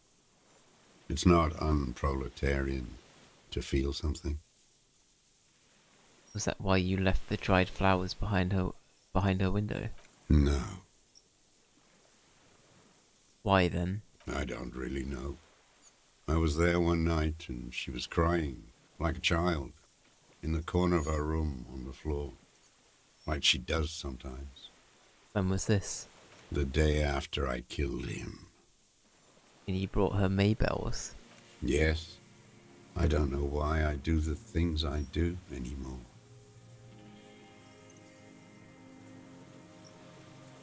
You wanted to console her. Maybe. I told you, I have holes in my brain now. I wouldn't just sit here waiting for you.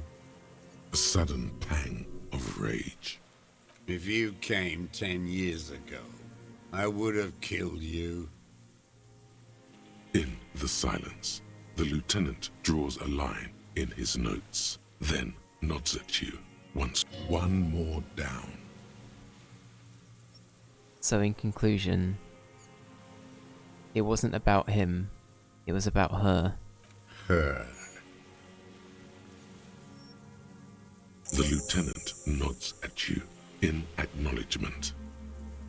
Okay, we got a lot of level ups. That's it. Motive. We have it. Where is she, that Clasier? I haven't seen her there for days.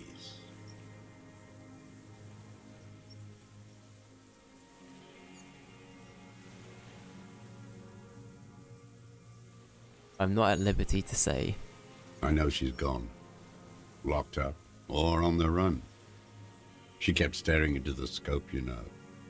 In the end, this last week, at the fort, like she knew. Like she knew I was here. It doesn't matter. Midtown, across the Bay of Revachol, the oceanic wind washes 40-story towers. Above them, Lausanne Central Aerodrome, a cocoon suspended in the sky by a web of suspension wiring, encircled by hybrid aircraft. Look north. On the platform, a young woman is withdrawing from amphetamines, barbiturates, and alcohol. Yet still she smiles among the crowd, among the great ghosts of the city she's leaving, for another, far south, smaller, distant, hidden, not like the great chandelier she sees sparkle in the night below her. Street lights, towers, tenements, and water, and across it, a dark strip of ruins, barely visible if she didn't squint her eyes. He knew she knows. She was looking at the island, figuring it out, day by day, cigarette by cigarette. We could get more. We've got him talking. Who knows what he's seen and done over the years? You could get more out of him. He likes talking. Enough. Take him in. Bend his arms behind his back and end this.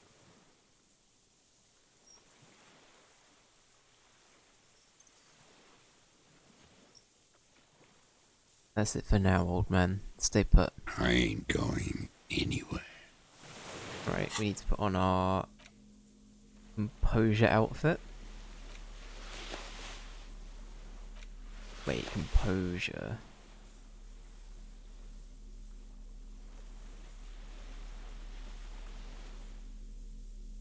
It was composure, right? I'm not going mad.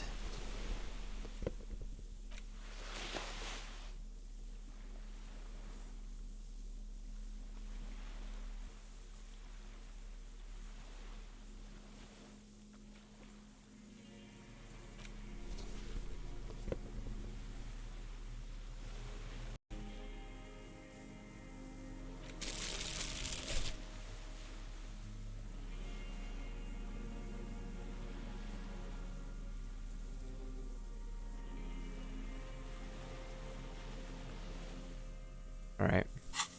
This is our composure outfit. The old man stares despondently at the logs. It's like he's forgotten you're there. That's his body language. For a 60-year-old shit. man with stomach trouble, who spent his entire life alone on an uninhabited island, he seems surprisingly fit. That's it. He's clearly a drug user of the painkiller sort. Okay, what can we level up? We have 3. I might put another one into composure just so we can reset that.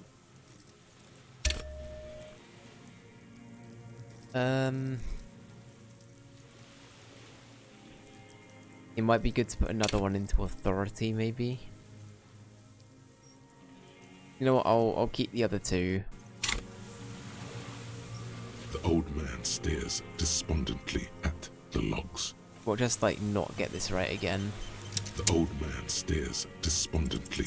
What strikes you about this gaunt man is not the stomach pain, or the cough, or the malnutrition. It's precisely what you could not see before. For a man who spent 44 years hidden in the urban wild. He is surprisingly okay. Indeed, he speaks fluidly. His movements are rapid, if erratic. His voice, despite the cough, is there. It is capable of expressing complicated ideas. Above all, he seems animated. Animated by what? It's a mystery. This animation comes at a cost too. Erratic hand gestures, thought processes cut off like threads, as he just stares at the logs or the reeds. He also suffers mood swings, bubbling to the surface, unconstrained by his nervous system. Great leaps of emotion, from anger to grief, despair. Dementia? You've seen demented people before. This feels similar, yet different. When his thoughts move, they are lucid, keen even, not senile. Wouldn't a foul temper be a byproduct of his life? Perhaps, but his seems more than that. The inner turmoil takes unexpected turns, as if forced on him in a way. In summary, you sense some underlying neurological disorder. Mr. Dross, are you okay? How is your memory? No, I'm not okay. I shit blood, and I'm surrounded by insane people. There it is again, erratic hand motions, bouts of rage, and the stomach thing too, of course. Let's change back into our garb.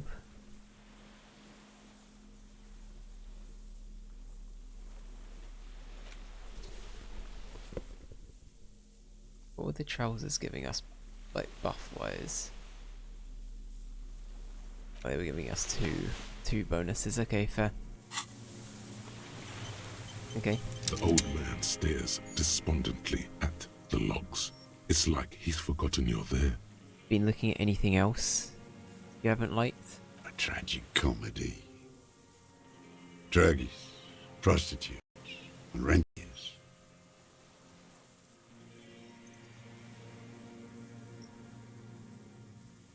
A strange little engine seems to fire up in him again.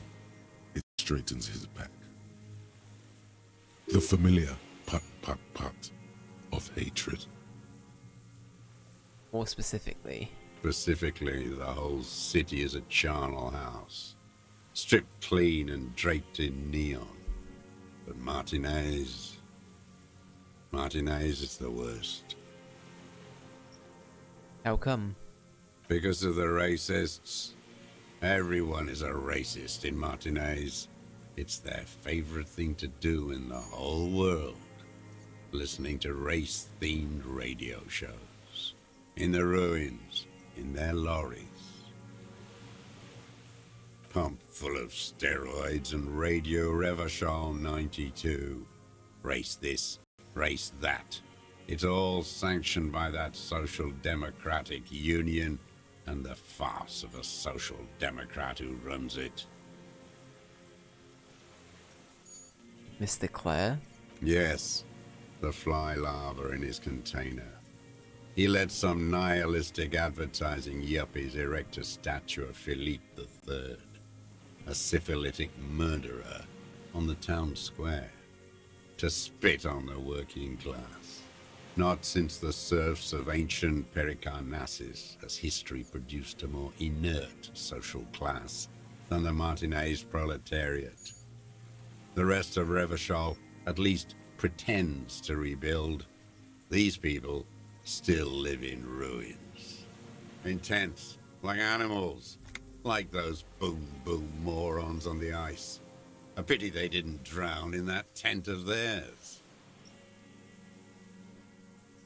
That all? The worst of them is the blood-drenched Sucrion on her yacht, licking her lips. The old whore's gone now.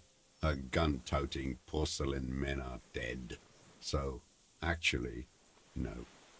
The worst is that old cock parading around in his uniform, throwing balls all day. It's not enough that the racists and liberals are dancing on our graves. The old loyalist ghouls still parade the ruins too. Every morning he's there, while the parasites he fought to protect are off in Ozon, or Coyamorang, or some other island they built their palaces on, feeding on drugs and having sex with their own children. That's all the rich really want, sex with their own children.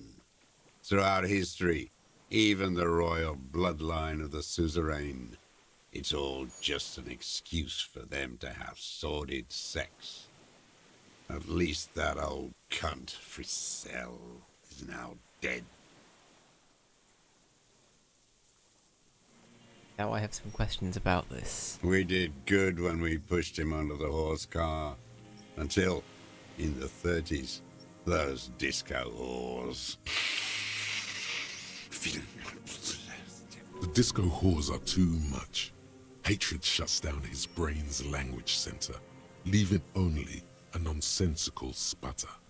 There was something about a statue and nihilistic advertising agency people. Might be worth investigating. There was something about the statue on the roundabout and syphilis. Syphilis is a disease Philippe III contracted in a whorehouse. The statue is an abomination.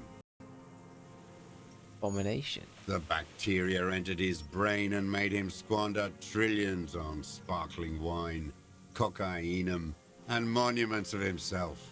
His son, Philip IV, the insane, contracted syphilis in the womb. That is technically possible, although Philippe III was not actually syphilitic. He was just mad. And he still went on to govern Revachol for 25 years. We lost 2 million lives toppling that mode of government. And those grotesque statues, too. Hundreds of them. But it's still there. What a keen remark. Yes, it is, isn't it? It's still there. Do you know why?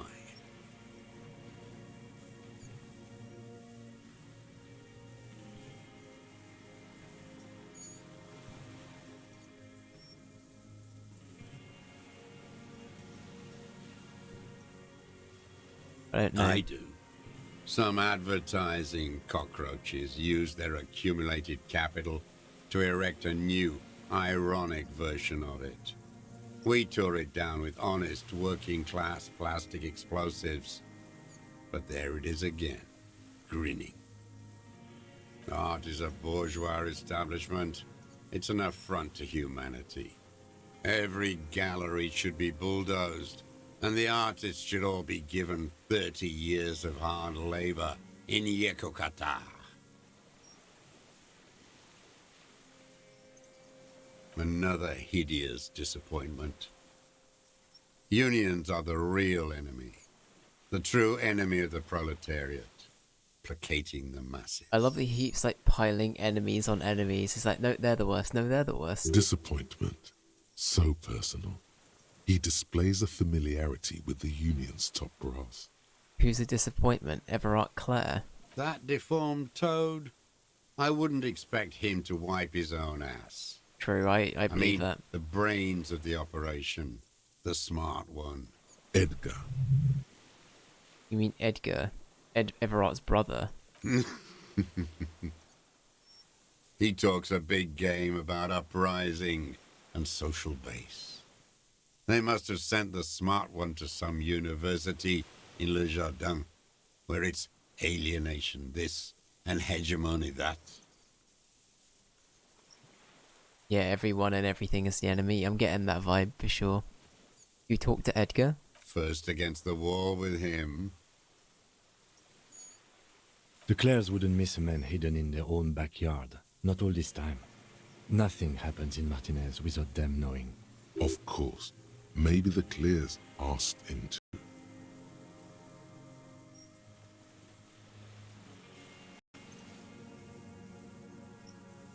Did you kill the Cornell mercenary for the Clares? To incite a riot? You know why I killed that fucker, Dwat. As to Edgar, I'm not doing anything for that swine again. Again? What have you done for Edgar before? Tried teaching him some Marzovian socioeconomics. They didn't stick. We parted ways. Right, okay. So, okay, the Clares aren't involved. Okay, he didn't Potentially. do the hanged man for them. But he's insinuating something. Disco whores? Whores. Okay. Oh shit, okay, I need to... Glad we talked about this. Now... Glad? Hang on. What was it? Logic. Logic. I need to get my logic outfit on.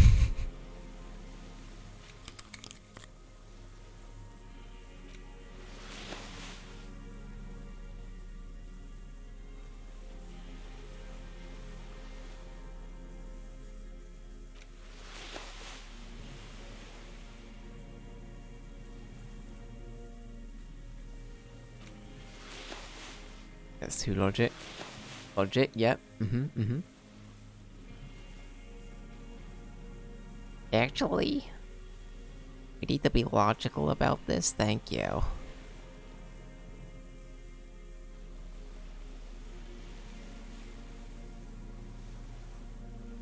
Alright, okay. The old man stares despondently at the logs. It's like his lip curls into a snare. Very high. Alright. The connection comes to you like a splash of cold water. Dark, cold water. 20 years ago, when you met Edgar, the Clares didn't run the Union yet, did they? He acknowledges it.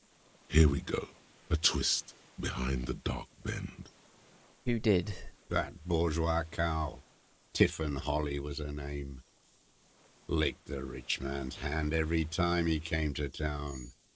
Never seen a labor leader so hot on mutual cooperation. And money. She liked that too. That Holly was a real bridge builder and a deal maker. Bordering on sentimentality, it drips out of him, tempered by something familiar to you. A familiar rage. She was also a woman, wasn't she? Like that Clausier? She was. And she was real soft on those money men. Had a Barbara Muscova bag over her shoulder that she liked to bring to work. I don't see why that's worded like that, but sure. And then did she just disappear? Called in, they say. On the eve of battle. Ran away. Vanished like a piss stain. No, that's not quite it. Did she? They say her daughter called in, not her personally. But that wasn't really her daughter, was it? No, I guess it was not.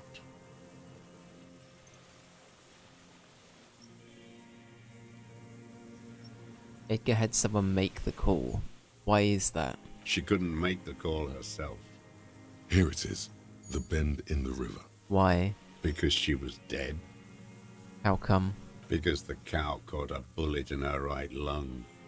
Fell into the canal, grasping her tit, and drowned. Or bled. Hard to say. It was a sloppy job, on a moving target. She was going home, waddling, dressed in yellow, drunk like she often was. The ruins were black around her, and she had a yellow leather bag under her arm. She tried to cross the canal, heading home to Grand Couronne or Betancourt, someplace like that, where they build those new bâtiments for the people who flourish in the hell around her, and the ruins. You killed her? Someone did.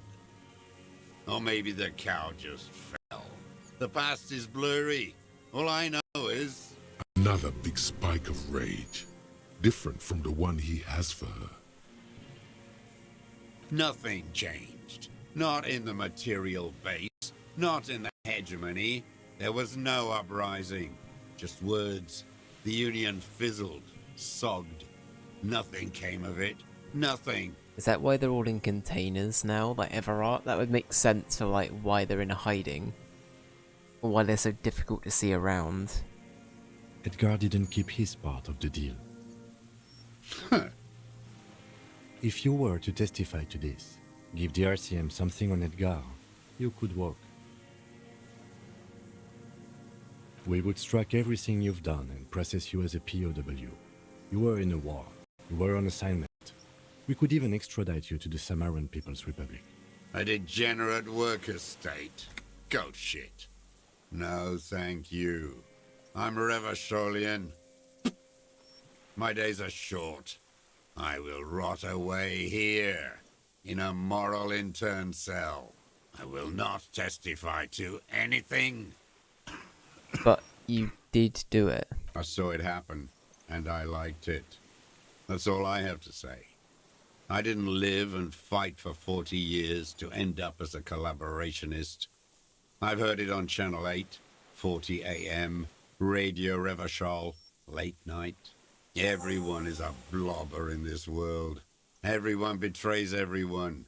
They're all already locked up for betrayal. The best ones, the ones with heart, were slaughtered, trampled. The same old freezing hatred. Mm-hmm. There is plenty here to work with once he's in custody, and the lieutenant knows it. He gives you a little nod to proceed.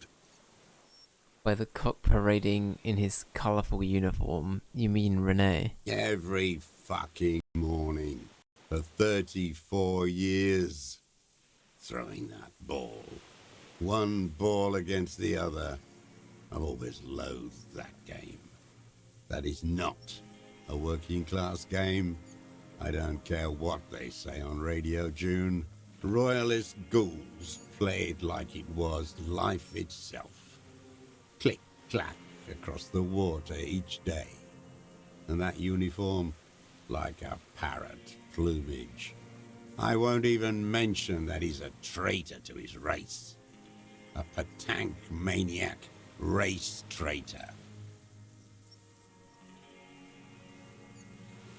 I remember him. I remember him from La Noce. Not him, personally. His make and model. There were tens of thousands of them. I thought we took them all out before the Liberals came to their rescue. We missed one. That one. Fat and plump, like a pheasant, just begging to be popped off. Please, Mr. Dross, shoot me.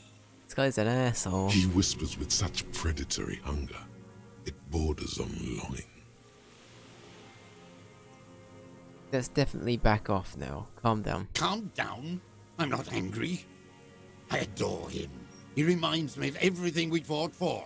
At least we killed that Visel and his kingsman. I'm glad we talked about this now. Glad? It's all gone.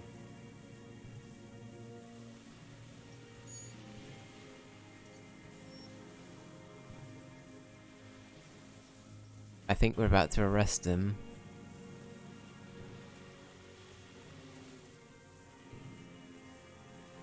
Mr. Dross, you're under arrest. The murder of the Colonel Colonel here in Colonel even here in Martinez. What? But you said I would be taken to the... This terror Get is the arrested, sum of boomer. all the uncontrollable movements and mood swings he's been exhibiting.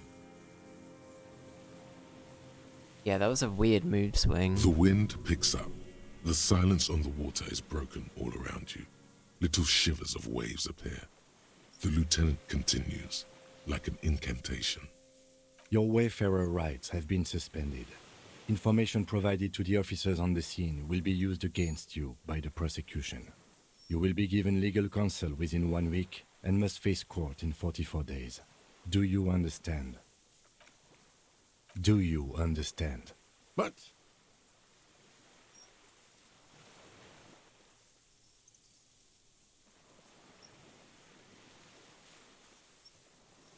Ah, shit. Do you understand, sir? I don't know, he's a person still, though. Kim, he's afraid. No, I don't want to. I have to stay here. He's sweating. Beads are forming on his forehead. Your confirmation is not required, sir. Now on to the boat.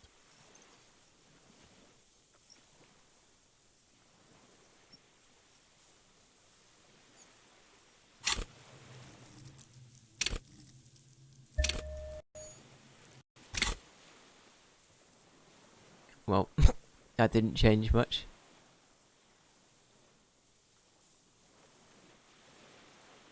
Does it have room for 3? Not really.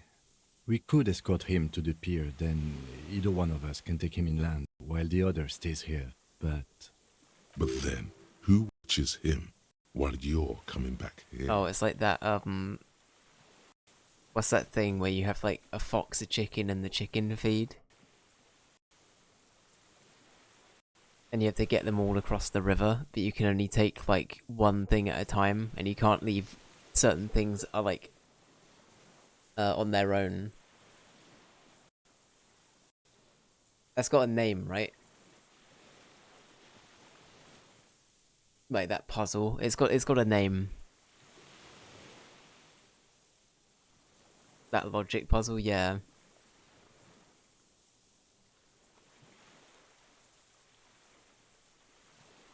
Who watches him while I come back for you? You come back for me? How about I go and send a boat back for you? What is this farce? This is a fucking farce. I can't. Lillian. You could ask her, maybe. Maybe I can just ask that nitpicker to watch him. This is no harmless old man. This fucking world. This world. What is this?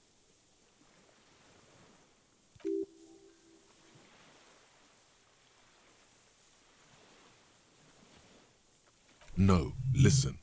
Listen now.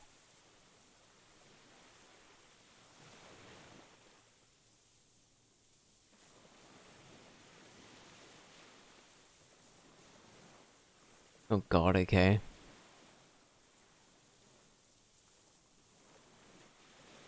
It's very unglamorously called the wolf, goat, and cabbage problem.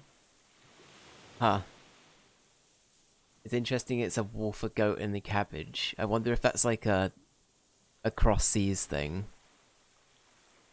Or like an in-translation thing, it just works better for that. I think we were always trained for...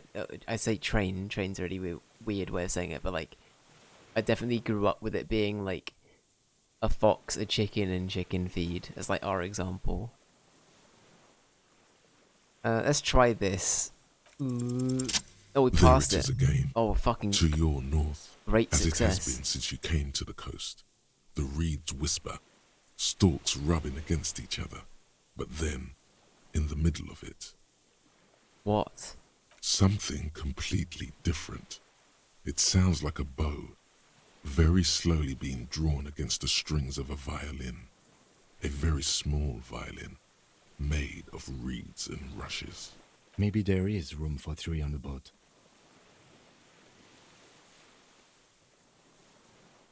Shh, Kim, do you hear that? What? What are you talking about? Is this really us? Your skin crawls.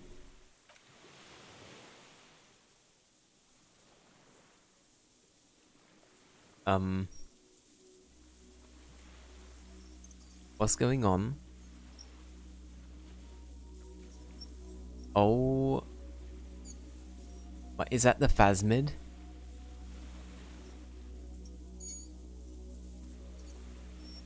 A delicate tangle of arms and legs unfolds from the reeds, limb by limb, to then just stand there, moving its scythe-like arms in ghostly silence. Instantly did phasmid, Gary. It's still there, an unfolding mechanism of reed-like chitin, hovering in place. What is that? What are you talking about?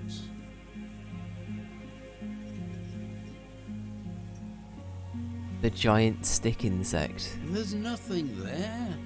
The stick insect is over 3 meters tall. It looks straight at you It is, with its oh my tiny god. pinprick eyes and its grotesquely small head. It actually is. Oh my god. You feel your legs shaking under you and your gun hand move to your holster to grab the gun. There is, I see it. Tell me what you see, damn it. I can't make out one small thing in the reeds. Him, can you see it? I can see it. 4 simple words, thank God.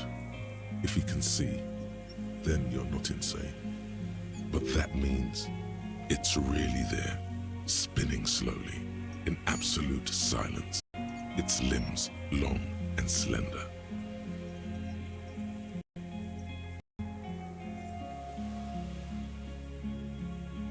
Be very, very careful. Oh my god, it's the phasmid.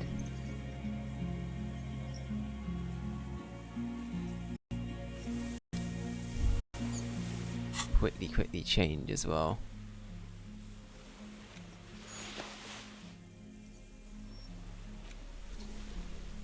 Alright. Change back into our glasses. Perfect. Alright.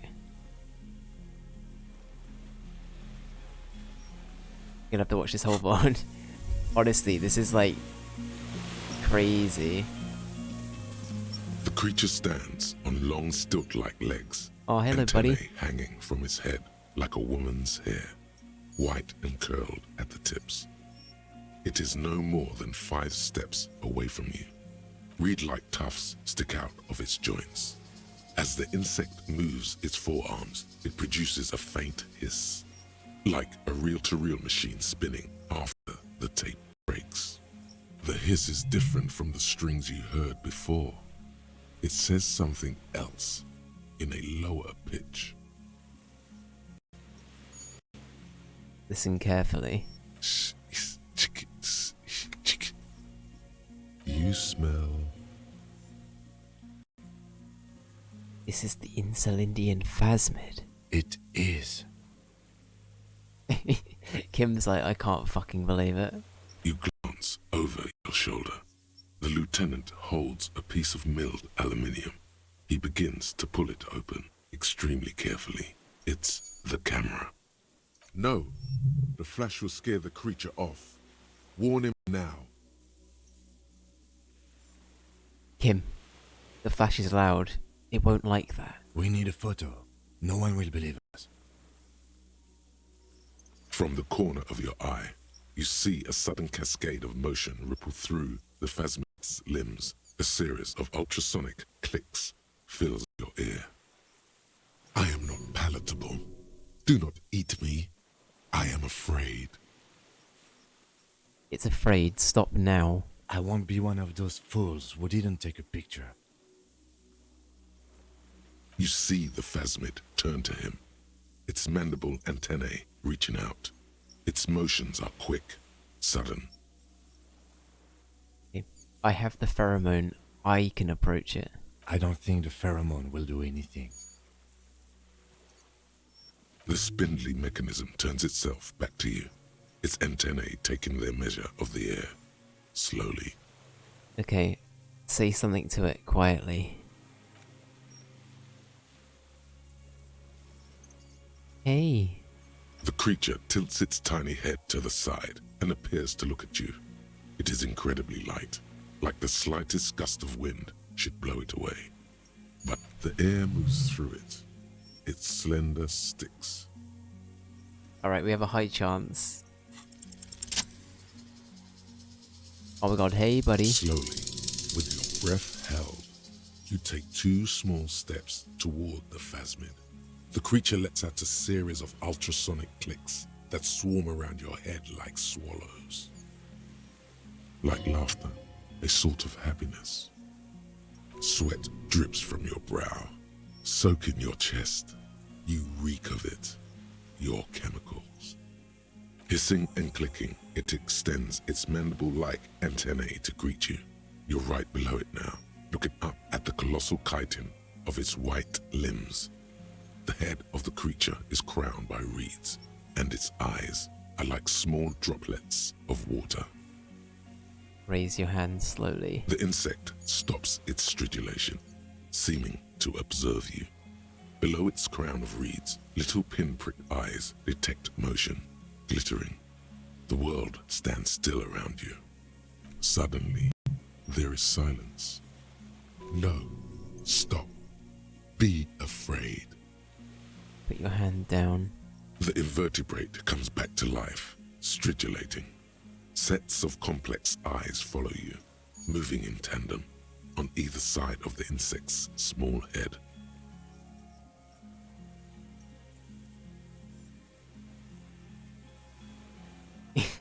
And then Everard Clare rolls onto the scene. Hello, Harry, my boy. What's all this then? And then the phasmid runs away. Exactly. Honestly, that would probably happen. No, the more crushing thing, no pun intended here, Everard Clare's cargo container will get yeeted into the fucking lake, crush the phasmid, and he'll just roll out of it going, hello, Harry. I see you found the killer and your gun. Isn't that great, Harry? And that would be it. That would be the fucking end of Disco Elysium. I'm calling it now.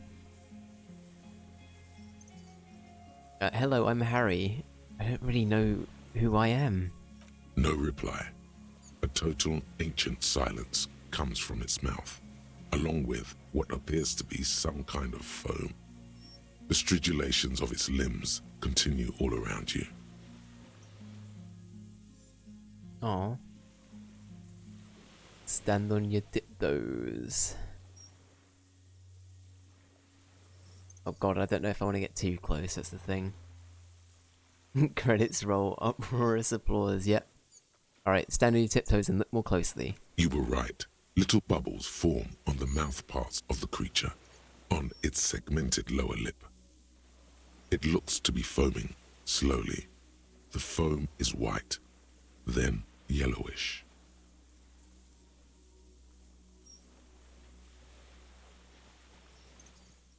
I don't think I want it to do The anything. invertebrate stops, raising its scythe-like arms and tilting its tiny head, formed from the fused plates around its mouth. For a second, the effigy is frozen. Then it nudges back into motion with a click. Tell me, what are you doing? I exist. I exist too. Tell me what it's like for you. If I tell you, what will happen? Then I will tell you what it's like for me.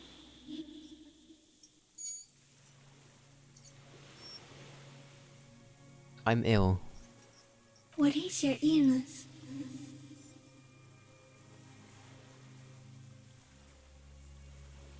In my heart, for me it's sadness. Input after input. For me, it is not like that. I have states, not the emotions. For example, I experience excitement at unexpected sugar rewards. But that is not important. Aw. The Phasmid voice is kinda cool, I agree. Now I will tell you how it is for me.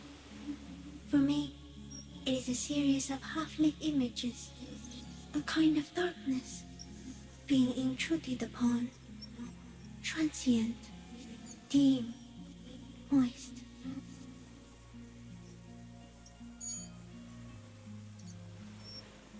Intruded upon by what?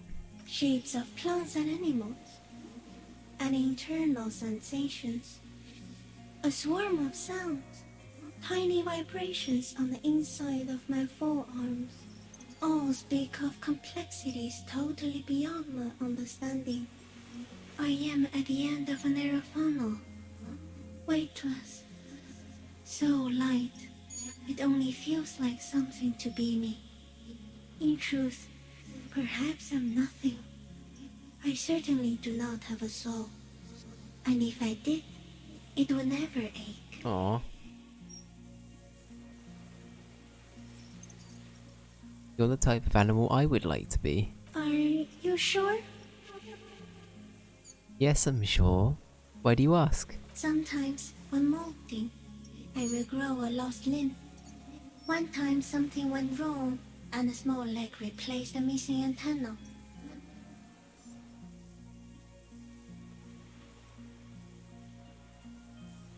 That's absolutely nothing. The leg tried to move around independently, Oh god, okay. making it hard to walk. Okay, I don't want to hear more about that. So, you see, it's sometimes difficult to be an insect. All of nature is a kind of horror, or strife, though none of it is as horrible as you, with all of creation reflected in your forebrain. I'm a detective. So am I. I was born to detect sucrose rewards and semiochemicals. What were you born to detect? Also that. The killer. He's in a bad state, deteriorating fast now. He thinks I am beneficial to him, but I am not. I only quicken his deterioration. You're destroying him? Very slowly, and only because he won't go away. It is meant to keep them from noticing me, to interfere with the pictures in their heads.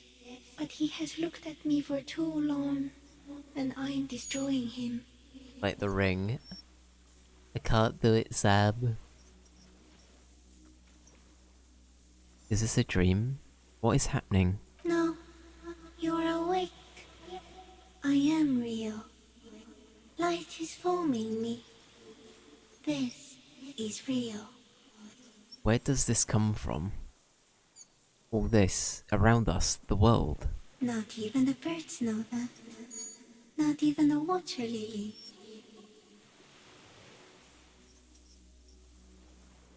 Then all we can do is beat our fist against it, day after day, with no answer. You can also eat it. If it's a leaf, you can put it in your mouth. Yum yum. Or read. Oh, the Phasmid's gonna keep. Mr. Frodo. Wait, so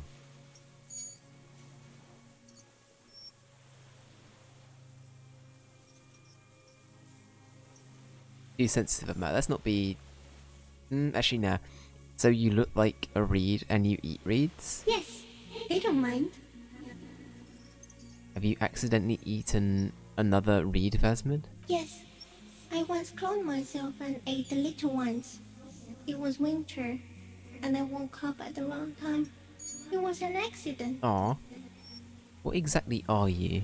I am an unknown species of the order Phantasmodia, endemic to the Insulandian Insula.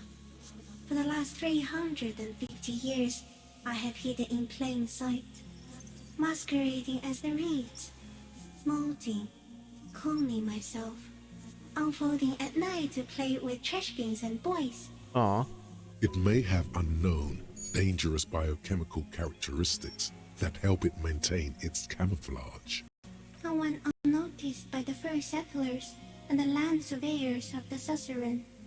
Also, by the soldiers of the revolution and the officials of the occupation. Even the Seminese islanders who came here first, but did not stay, have not seen me. I have stayed hidden through 4 forms of government and 2 scientific revolutions, until I was accidentally discovered by a detective of the citizen militia in Revelshop, district of Martinez, March 51. Are you poisonous? Yes, I do not have a starter display, so I use a neurodegenerative element to aid in camouflage. Do not worry, it is only destructive over long periods of time. The deserter. He's been here for a long time. That's insane. No, you are. The moral of our encounter is, I am a relatively medium life form, while it is you who are a total extreme madness. True. A volatile simian nerve system ominously new to the planet. The Pale too came with you. No one remembers it before you. The Nidarians do not. The radially symmetrics do not. There is an almost unanimous agreement between the birds and the plants that you are going to destroy us all.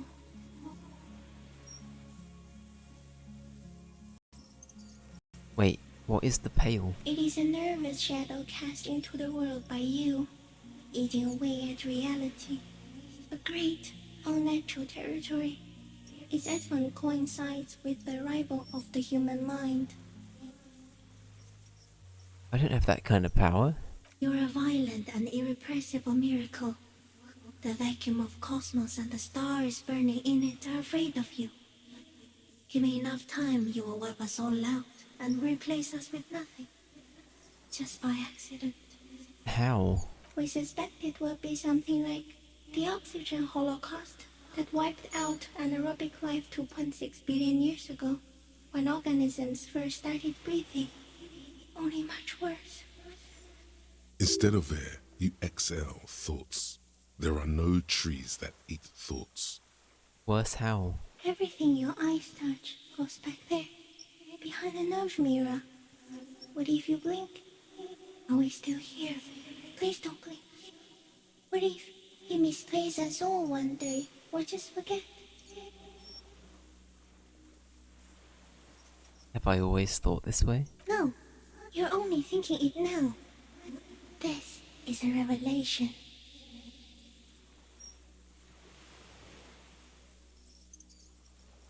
I'll be extra careful not to blink.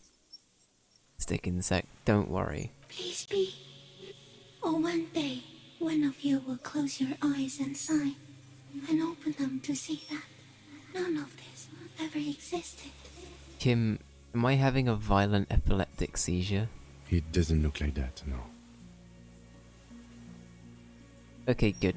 Forget it. No. What's going on?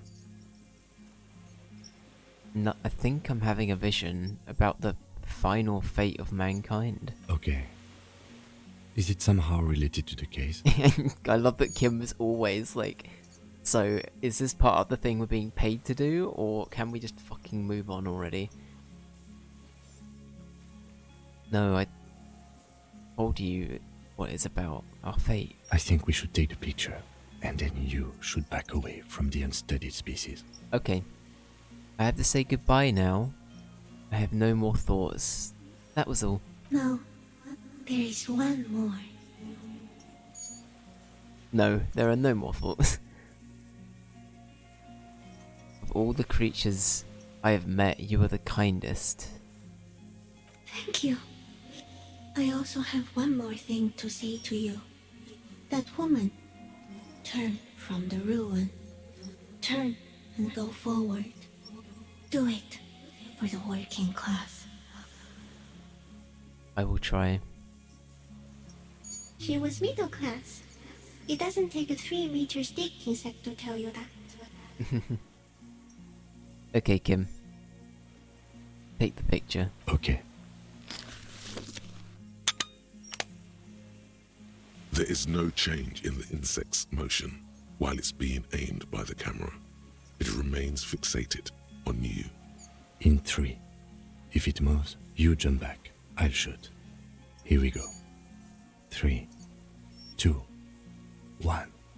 The shrill flash of the camera cuts the air like the blade of a sword. The phasmid freezes in its bright light. Head turned toward the lieutenant, hypnotized by the flash. It stands frozen before you. Hell yeah, this is a shot. Hell yeah. I got it. Hell yeah. For all time.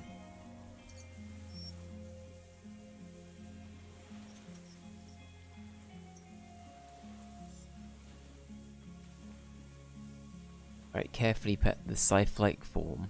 The limb before you is incredibly light, like eggshell. It's much lighter than a reed. You feel a soft push could tip the creature over. Its hollow exoskeleton collapsing. Warning! Alright, hand away. A sudden shiver passes the limb. Looks like the creature is awakening, wave by wave from its stupor. Some sort of countdown process is happening. That's all you have time to think. Reach out and touch the creature's whisker. The antennae hang from a great height. With your hand shaking, you barely touch the tip of the left whisker. On contact, the chitin curls into a spiral, like the tip of a poison ivy. Its touch on your fingertip feels cold, ticklish. It is surprisingly delicate, the curly end of the whisker, like a young vine. It's even a bit wet. Looks like someone's got hurt in a fight. This antennae is much smaller than the other one. Be careful, detective. It's moving. Right, wipe it off. Feels like nothing. The anthropod in front of you stays frozen. Lick your finger. Now we're not... I don't know. Why would we do that?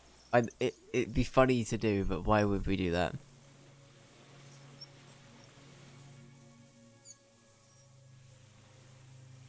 But also it'd be kind of funny.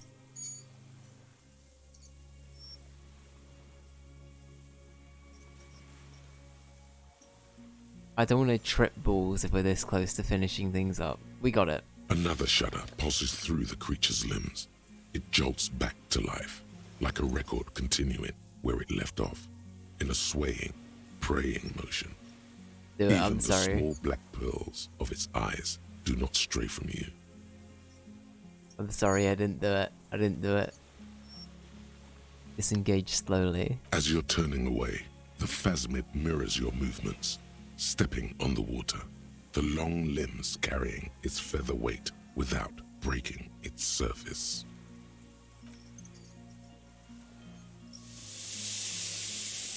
You're just heckling. It's okay. Boy, phasmid. Insulated phasmid. We got it.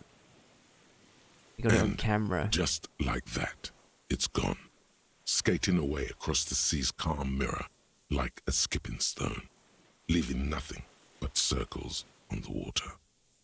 And something under it, in the place it stood, bobbing there, among the reeds, a collection of items. It's gone.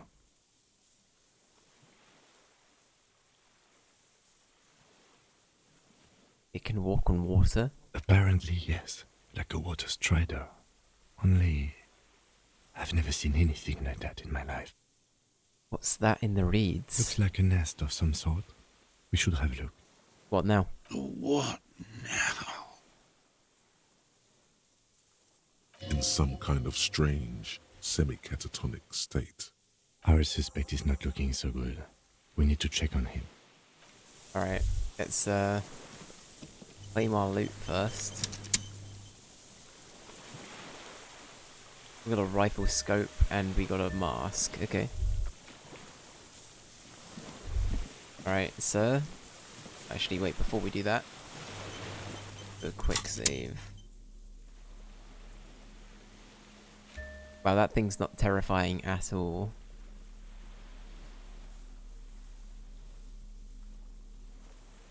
Oh, is this the helmet of one of the guys? The lads that we shot? Sure as hell look like it. What is it? What do you want from me? I can't go. Something is very wrong with him now. Sir, how could you not see the phasmid? See. Mr. Doras? The man does not respond. He keeps staring, black eyes glazed over and bulging from their sockets, his gap-toothed mouth shaking with fear and longing. A light shiver passes him, followed by nothing. His hands are trembling, and he breathes slowly. He's going into some kind of psychomotor immobility. The good news is, this solves our transportation problem. Doesn't it, Mr. Doras? The trembling mouth appears to sigh. Between this and the broken tire he's used for a boat, I think it's safe to leave him here, while we go and get help.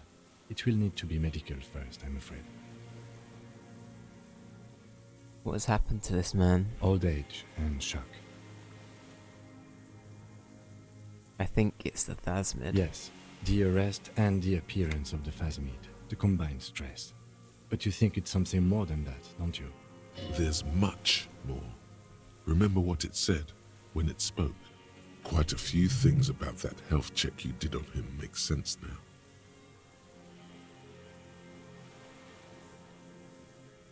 Before, when I evaluated his state, he seemed strangely animated. He was energetic and articulate.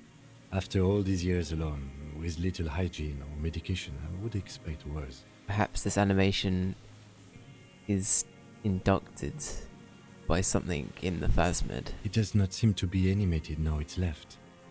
Honestly, I'm ready to believe anything at this point. Maybe it is psychoactive. I love that Kim's just completely fine with this.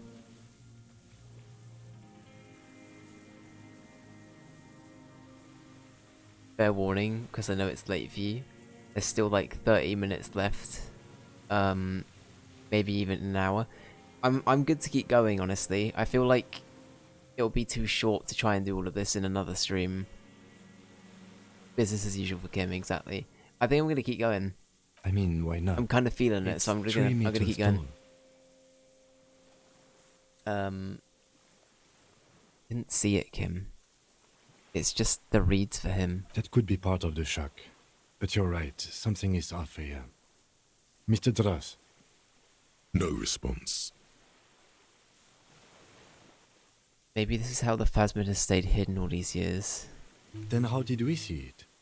Oh, you mean, whatever does this, does it over time? Teenagers, kids, drunks, sightings are brief, and hence not credible.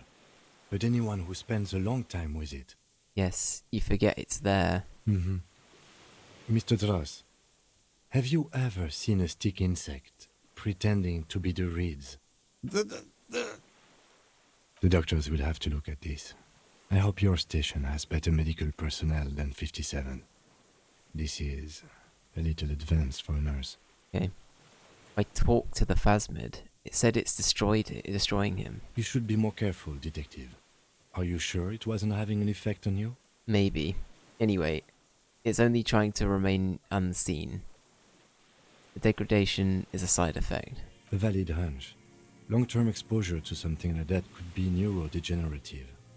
Also, please be careful when approaching unknown species in the future, detective. feel like this is a metaphor of some kind, but you're too dense to grasp it. Yeah, I feel like there's a lot of that in this game, though. I feel like a lot of it sort of goes over my head with like intended meaning past like it being taken at face value. Some of it obviously is very like deeply tied into like ideology or, you know, like belief, whether it's religious or political, whatever it might be, right? But yeah, some of the more like metaphoric stuff, I agree, I'm like completely whooshed on that. I mean, I like it either way though. Like the fact that it's there and there might be more to it than it lets on, especially with the Phasmid stuff. I think that's cool.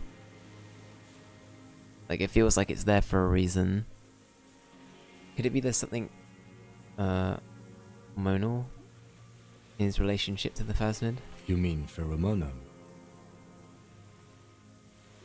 He seemed a little off for a man his age.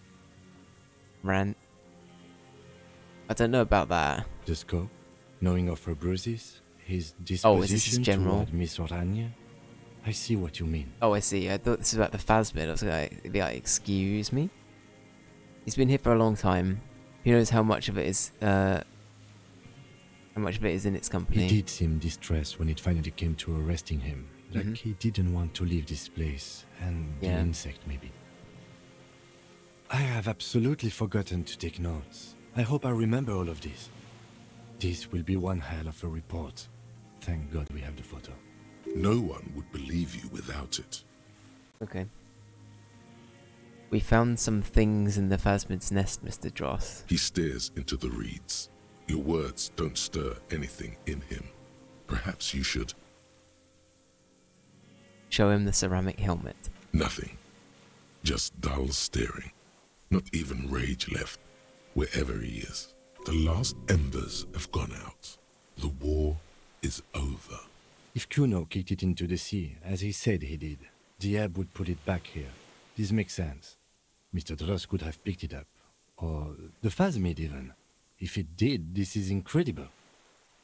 Classic Kuno. Show him the detached scope. I lost. You lost it, Mr. Dross. He turns his eyes to the reeds again, as he's done so many times. Beige and white stripes. He lost the scope. Then it somehow made its way over there. With the help of a magpie Phasmid. This sight is a T9, Mr. Dross. Was it attached to the rifle when you made the shot? Silence. Not even a sigh.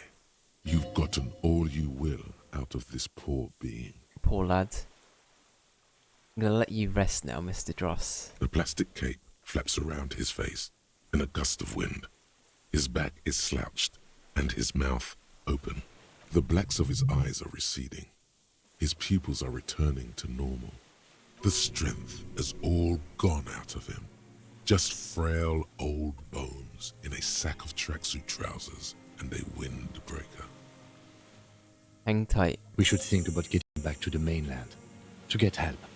He'll be safe here. If we don't take too long. Okay. If you say so, Kim. Damn, okay.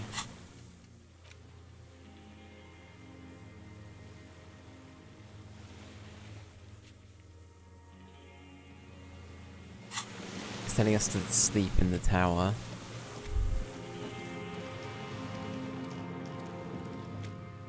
Maybe we should in that case.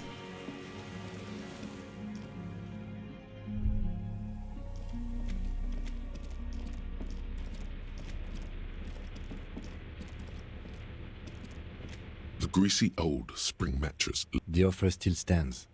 Take it. You don't look so good. The bed is quite inviting, all things considered. It's much warmer inside than out there. Maybe a little shut-eye. Just an hour. You face the concrete wall. There's less light there, in the dark corner. Like a dog, you lie there. You didn't realize how tired you were. Your body is still nowhere near healed. Did you not sleep the first time you passed the bed? Nope, I did not. Curl up with your knees close to your chest. The blanket feels cold. The entire room does. Concrete and cold. Minutes pass. Half an hour maybe. The sounds of the sea beyond grow distant. Your eyelids close. Until you feel yourself standing up in the darkness, right next to the mattress. Slowly, the world begins to hatch from the blackness. It's evening. Sleep. Loading. Oh my god, my head. Where's Kim? Is Kim? Please say Kim's here. Kim?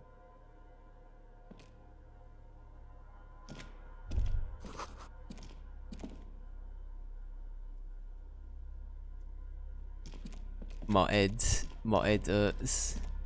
Oh shit, it's sealed.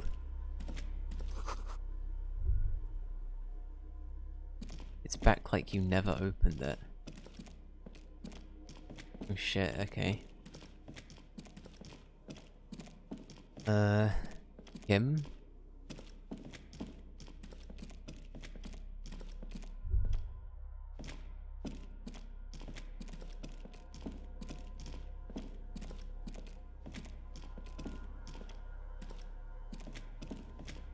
Guess we're going down here.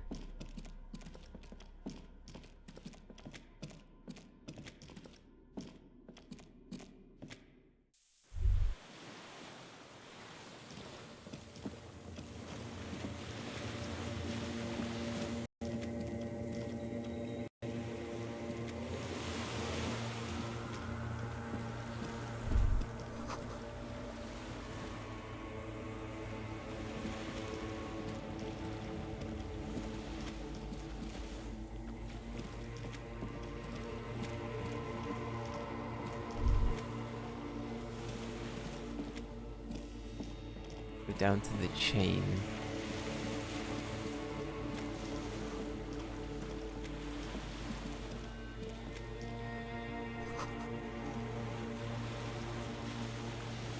Now do it. Walk in the water. Oh my god, what is this?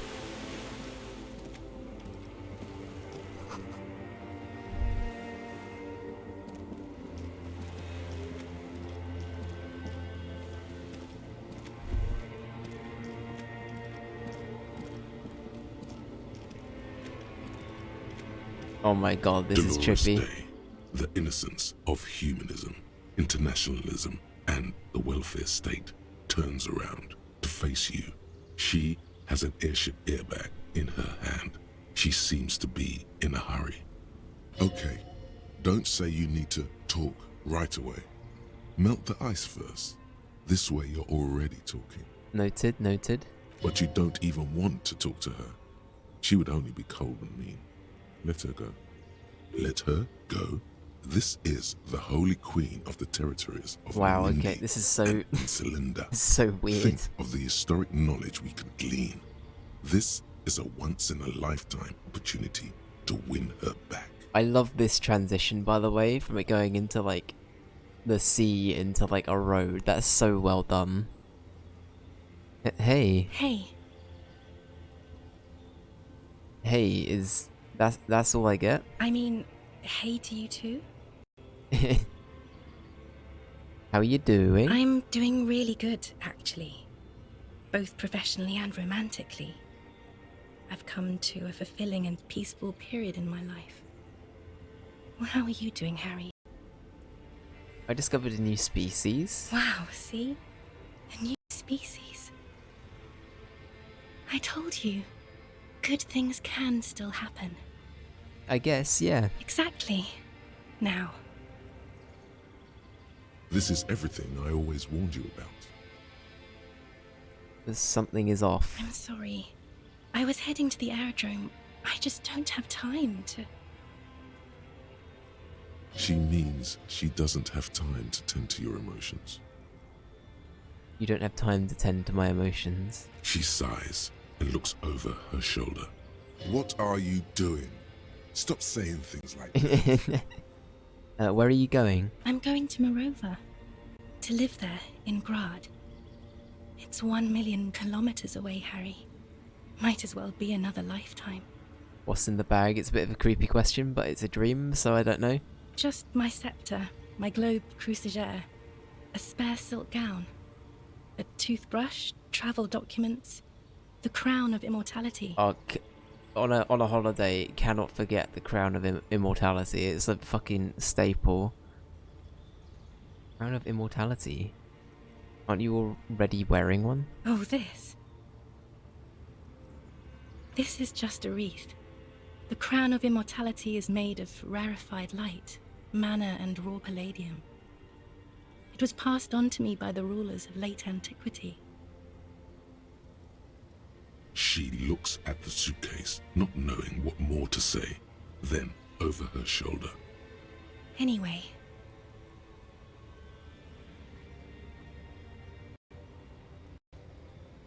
Can you stay for a moment? We need to talk.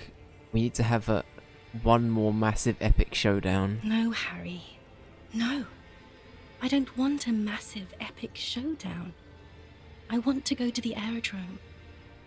I have tickets for the 10:20 flight to Morova. Really, we don't have anything to talk about anymore. Every combination of words has been played out. The atoms don't form us anymore. Us. Our love. Our unborn daughters. It's all gone. I have to go to the aerodrome. I have to leave Ravachol and you. And you have to be alone. In hell. Forever. That's just the way it is. Oh God, whatever you do, don't try to kiss her yet. Not after that. You're still reeling. You'll fall over if you try now. Oh God, okay.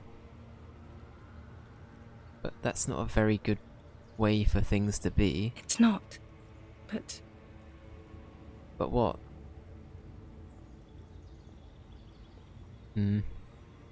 That's it? That's it, yes. We've talked about it 1,000,000 times. You will get over it. Just like I did. People do. Aw. Things will get good for you again. Is this the same voice actress from over the phone when we made the phone call? Where in hell? Stop. You're only making it worse for him. You never help with anything.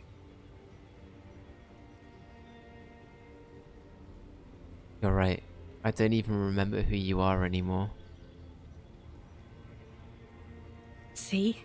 It just takes some time. For you, it will take something like 20 years, maybe? It was hard for me, too. I used to think I couldn't live without you. But I can. She keeps her shoulders squared and her back straight, but it's clear you're still making her sad. It's not.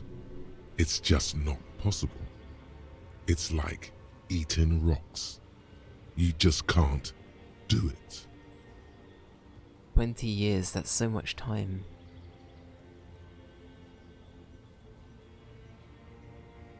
Yes. It only took me 1 year, maybe 2. Phew. So you felt that way once, that you cannot live without me? Yes. But that time is gone now. So very gone.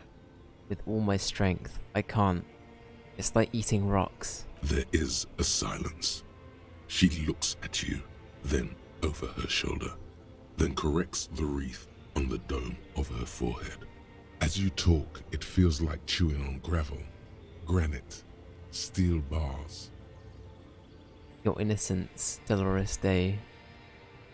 I'm sorry I made you sad. It's okay. Okay then. Super okay.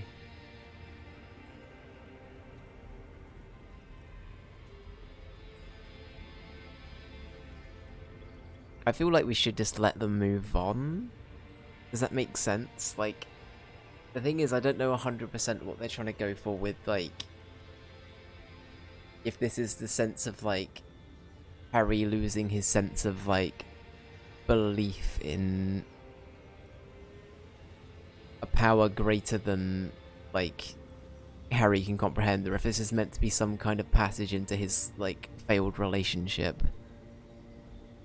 I think the healthy thing would honestly be, like, moving on. Especially after it being so long. Okay then, super okay. I still have other things I need to know. What other things? We've been through all the things, Harry. I get the feeling you're not really Dolores Day.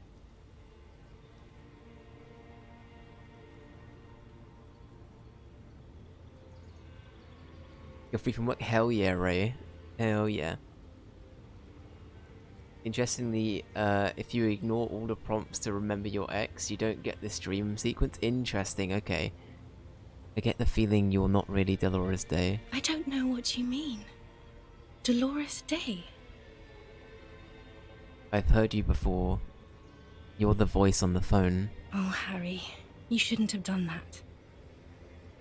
Do what? Call me like that. You ruined it. There was still a chance. You should have waited longer. She would have called you instead. I know. You would have called me yourself if I just let you. I was too impatient. Oh, Harry, do you really think so? We haven't talked in years. I don't want to call you. I don't want to hear from you. I think of you less and less every year. Weeks go by without me remembering you. Months already. Soon it will be years. Every season that passes, the light gets less clear. I sit there in Morova, in the holy gratitude of my bliss. I put my hand on my belly and smile. Wrecked, I know, right? The air gets cold around you. She looks down on her stomach, then up at you. Her eyes are full of tremendous distance and mystery. The death blow is coming. Uh-oh. Black-eyed dogs wander the alleys. Apple trees hang their bony limbs low over the patchwork of roofs. Red and black. Revachol West, the evening sun. She's left and bloomed, far away from us, our vast soul. Your name? It's Dora. That's what the voice said on the phone.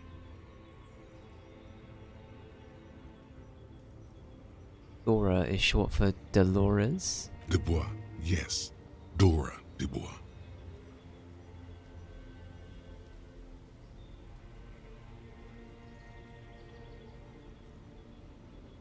That's why I think of Dolores Day. Why what? Are you Dora Dubois? Oh no. No. We're not doing that again. That was not the death blow yet. You saved yourself. For now. Keep stumbling around and it will happen.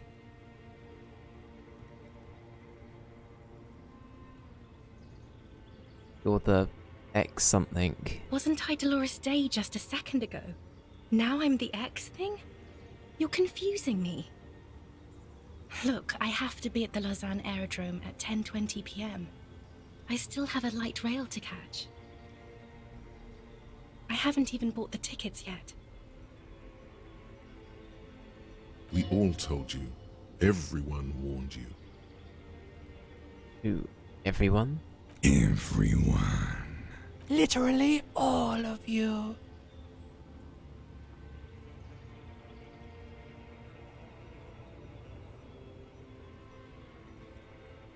I'm glad we're having... I feel like... I should have stayed down. I should have gone even deeper to a place where I never met you. Because it's impossible to meet people in the abyss of the void. I feel like the last option is the best one here. I think Harry... I want my Harry to sort of have like a sense of... closure. I don't know. I'm glad we're having this conversation. I'm getting so much closure. I'm glad too, but I have to go. My friends are waiting for me on the platform. I can't let them wait. It's impolite.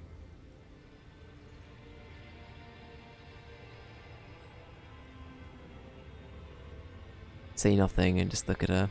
I think we'll just need to let her go. She does not look back. Instead, eyes her fingernails. They're bitten frayed. The evening wind blows in.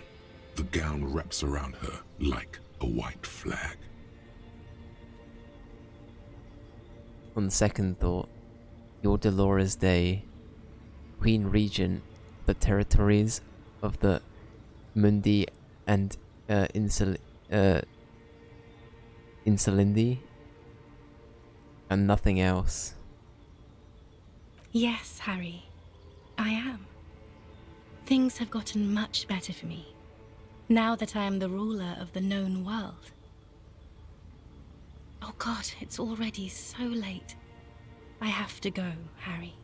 A tiny golden watch with red straps around her bony little wrist. Mass murderer.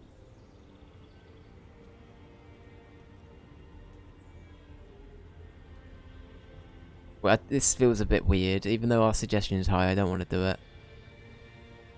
I bought you this figurine of a headless flan rider. I don't want it. It looks expensive. I don't want it. I thought you liked figurines. I thought the figurines were for getting you back. That's not what figurines do, Harry. But then the figurines don't do anything. She looks at the headless Fallon rider between your fingers and doesn't know what to say. The figurines don't do anything? Anything at all. But I thought the historic figure she had. She liked war games and figurines? Yes, I thought it would be good. A form of communication where words have failed. Yes, it was a good idea. But she felt obliged by the headless phone rider to give you things in return. Things she no longer wants to give you. So she refused. That's how it goes. Your figurine rider idea was naive. Okay. I won't give you things then. I didn't ask for things. It's too late to give me anything. I would have liked the headless fallen rider back then. I got an achievement that says the figurines won't do things. Thanks, game.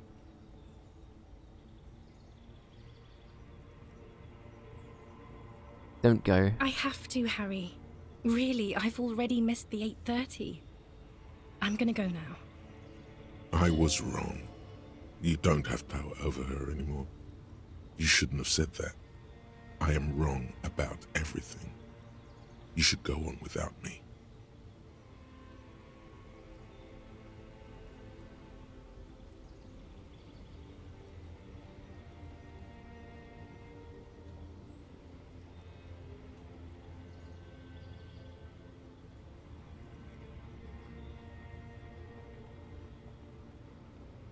Oh god, okay.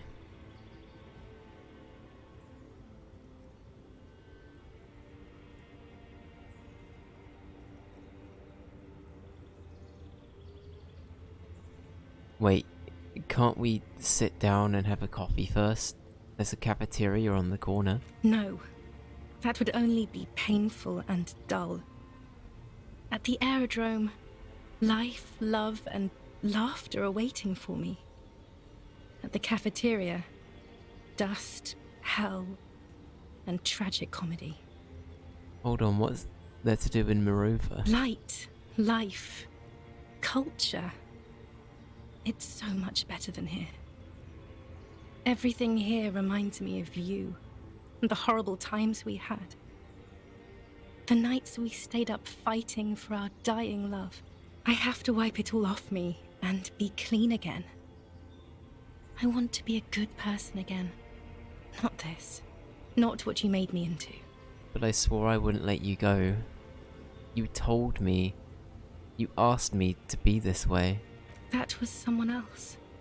I betrayed her, overwrote her, and am happier for it. And I'm really going now. The time is up. I must be on the 10:20 flight. Will we ever see each other again? I won't see you, but you will see me. How can that be? Oh, Harry. This is a dream. Can't you see? I'm already in Morova by now. Who knows how long ago this happened? A year? 2? 5 years ago?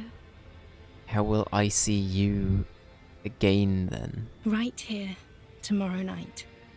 Once this dream starts happening, it keeps happening. 3 times a week, at least. And Harry, it really, really looks like it started happening again. There's the video rental. I'm suffocatingly beautiful and young, and I smell of tutti frutti chewing gum, like I did that time when I asked you for forgiveness, after leaving you the first time, so long ago. But this is intolerably bad. I can't say that word for some reason. Intolerably. Oh yes, this is real darkness. It's not death or war or child molestation. Real darkness has love for a face. The first death is in the heart, Harry. See you tomorrow. Shit, this was sad.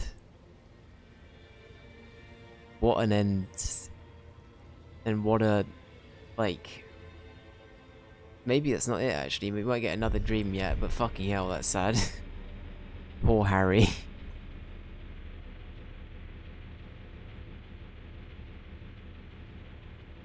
Come on then. You're up quick. How was your sleep?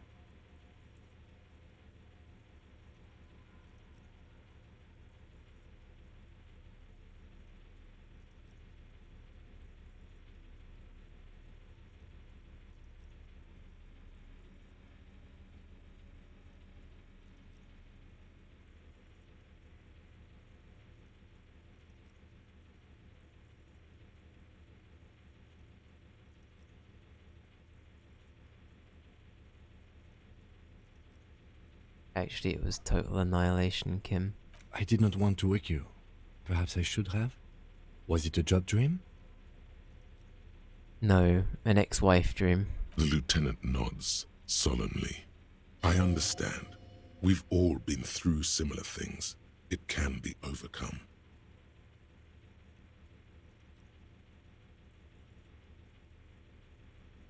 Let's get back to the mainland. That's the next step in the task chain. Okay. He's still worried. You must have really thrashed and squealed in your sleep.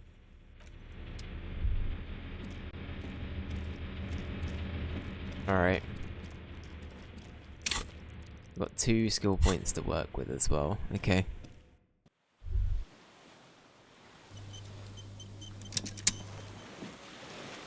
The dry grass crackles under your feet as you stop. Far away, birds' wings touch the still surface of the sea. What is that flutter? The flock of quail departs. Now more than 100 meters away. 102, 105. Underneath the flutter. On the islet, there is almost no wind, just the light movement of air through the reeds. Bulrushes swaying on the waterline. Long dried leaves chafing against each other. Like a silent orchestra tuning at the beginning of some major work. Of great importance to the few who attend.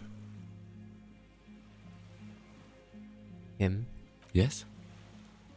It's pretty silent on this island. It is. Is that why we are stopping? Sorry. Let's move on. I feel like we're not going to get too much from that. That might be a little bit naive, but...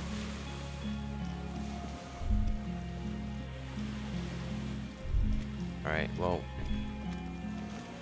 let's head back while we can. The skiff is swaying on the waves by the dock. Let's return to the mainland. Let's. We are done here. The skiff rocks gently under your weight as you get in. The ride back is uneventful and quiet, but for the sound of conversation on the water, there is someone inland waiting for you.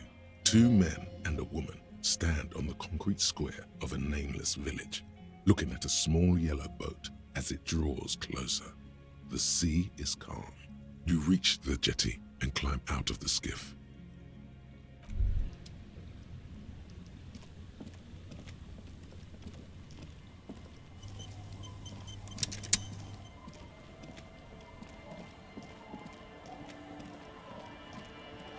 Look what the tide brought him. Oh god, okay.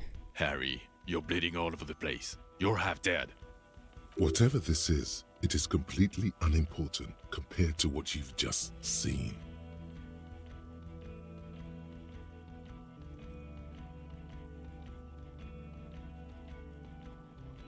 Forget about all this. Let's go with who are you people? Who are you people? Hello, I'm Trent Heilerstam. I believe we've met on several occasions. Oh, is this dude?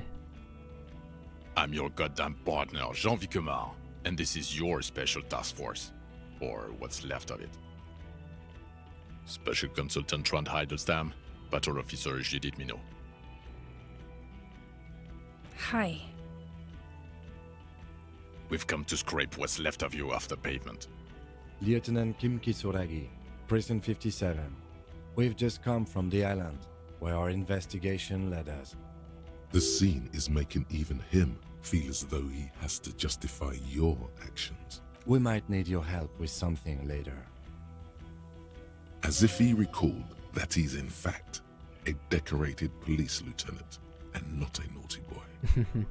But this is clearly a departmental matter, so I'm going to leave you to discuss it among yourselves.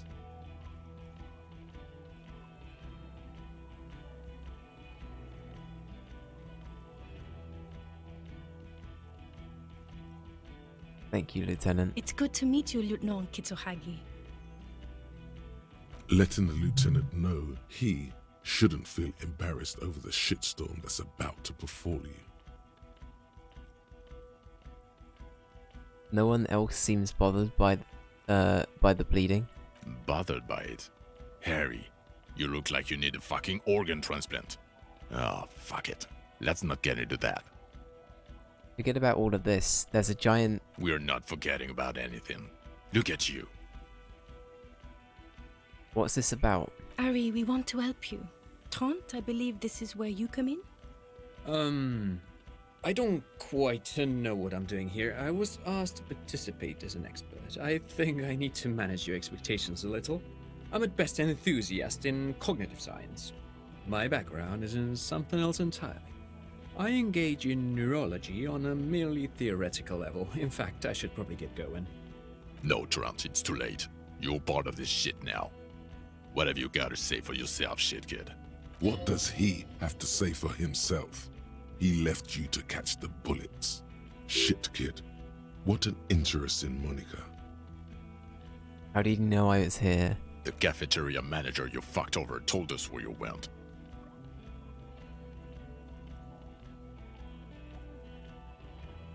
I understand, okay. God told me. Told you. And people on this street helped us too, with your whereabouts. You're a legend among the drunks, Harry. A legendary local drunk. You aren't a man with sunglasses at all. You're not even blonde. Guilty as charged. I heard you'd lost your mind and your memory. I wanted to see if it was true. And it was. Good work, Harry. You're insane now. There's one less person for me and everyone else to rely on. He was too sarcastic for you to realize who he was. Actually, I suspected something was off. Did you?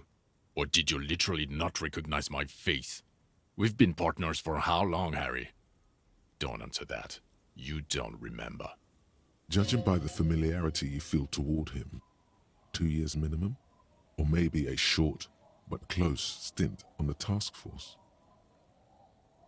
They changed the voice actor for Gene when they made the final cut. His voice is so much worse now, in your opinion? Oh, okay. I'd be interested to hear what it was like when I'm wrapped up. Because, yeah, I feel like... there are a few characters that had that issue, right? I remember somebody saying that Kuno's voice used to be worse or something as well. There are a few characters that used to have, like, much... Or, like... I guess in reverse of what you've said, that like some voice acting's gotten better and some voicing. So I don't know. Maybe some people have got different opinions on like earlier voice acting being better, but I vaguely remember hearing that Kuno's was kind of shit before. You never told me you're not the horse-faced woman. Lieutenant, my name is not Horse-Faced Woman. It's Judith Minot. I was assigned to your unit 2 months ago. I thought we were friends. We're still friends, I just have a stupid head. Okay. Because you're my commanding officer, I really want to respect you. I want us to have a normal relationship. That will never happen, Jude. He's the rudest man on earth. He's the reason why the rest of us have to take sensitivity training. And I hate sensitivity training.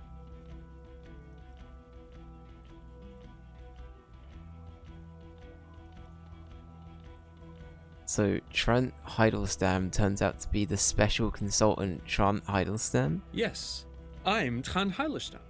I never said I wasn't Trant Heidelstam. Wait. What was that? What was up with the kid then? Mikael? Mikael's my son. Okay, so that was legit, okay. Oh yeah? What was up with all the interesting history spying on me? No, I was just interested in the Feld building and the Martinez beachhead. And Mikael wanted to see Martinez. It was a coincidence. Got ya. Kuno's old voice was more cartoonish, but it had charm to it. Okay, got ya. It's very clearly an adult doing a kid's voice. All facetious. Okay, got ya, got ya. Him being there with his son, it was not a coincidence. It's difficult to see, but he was worried about you. And also interested in the Feld building. So what are you special consulting here? What indeed? I was asked to share my take on some of the more obscure theories developed in Königstein in the 30s. Like partial psychotraumatic amnesia, group personality theory. He's here to see if you're insane. He is smart. Let's move on. You mentioned a task force? Yeah, Major Crimes Unit, under Lieutenant Dubois and Vicomar. Ring any bells? Refresh my memory. Who else is in this? Refresh your memory? It's a goddamn Major Crimes Unit. There's you, me, Jude, Trant fucking Heidelstam, and Guillaume Baby. I'm technically just a civilian advisor. Oh, fuck you. You're part of this shit show. First, who's Guillaume Bevy? Oh, that's an interesting story, actually. Guillaume Bevy is a police reporter who joined our team. He was really good. Then he left because he lost faith in your ability to lead the unit. Other people have left too. Good, smart people. People we won't get back. Only me and this really patient patrol officer are still here. And Trant because I'm forcing him to stay. Okay, so what does the unit do? Do? It's a major crimes unit. We clear the desk of cases so Precinct 41 doesn't look like the worst station in town. We are shit tier now, Harry. Because of you. The 41st isn't... Kim, calm. I appreciate it, Kim, but calm. Where have you been all this time? There was a mercenary tribunal. God damn it, Harry. You told us to fuck off. You said we're cramping your style. Your detective god. Fuck everything. All will burn. Detect or die. Wait, so you let me face a squad of trained killers alone just to teach me a lesson? It wasn't like that. Fuck you, Harry. We didn't know there was gonna be a tribunal, did we?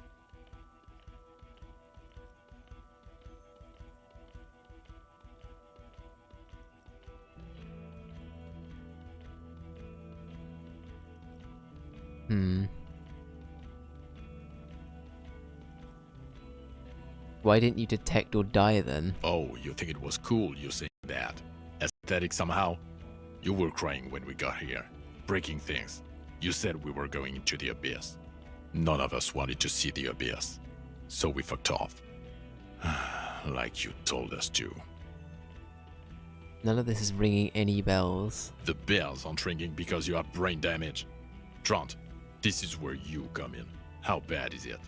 Well, he doesn't have visible tremors, he talks without slurring, he can drive a boat, he's standing, reasoning. All good signs, but complete retrograde amnesia, episodic and semantic. Meaning, you forgot both who you are and the definitions of money, Isola, Pell, and so on. As displayed in the station call, our interactions with him, and I don't want to be a snitch, but also mine with him before when Harry did not seem to know who I was. It's all very interesting. Interesting? I didn't pick up on any of this, so I think we saw these two at, like, whirling in rags. Just, like, chilling out there. I remember that, and I was pretty sure that they were somehow part of us, our, like, unit, right? Clearly. I wouldn't have guessed that Trant was fucking in on it as well, though. Yes, interesting. I have my theories, but I would like to hear Harry's thoughts first. Harry, what do you think happened to you? Neurologically, psychologically, and why not socioeconomically? I drank so much I lost my memory. And I'm now slowly recovering it. He is. He's getting better. And I can confirm that he drank a lot of alcohol prior to it happening. I believe he drank. People do that, especially this one. What they don't do is forget their whole life because of drinking. But Detective Vigmer, he has blanked out before. I have? Yes, a couple of times. After some of the more serious benders. One was after the two drunks case, the other when we looked into that mural. The two cases in your ledger, the unsolvable case and the Next World mural, those were recent. Those cases were hard on you. Interesting. So at first he dipped his toes into it, prepared. That's where he would have gotten the idea, yes. Practice. And then he used alcohol to get there, so to speak.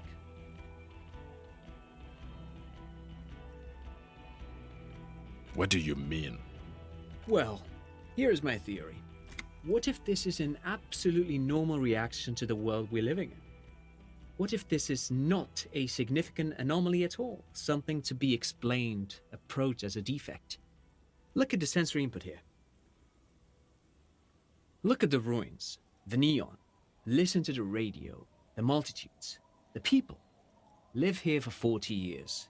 As a police detective, he's like a magnetic reader on the world tape, to borrow a known metaphor. Harry's been pushed flat against it. Total input. Hardwired to the free market.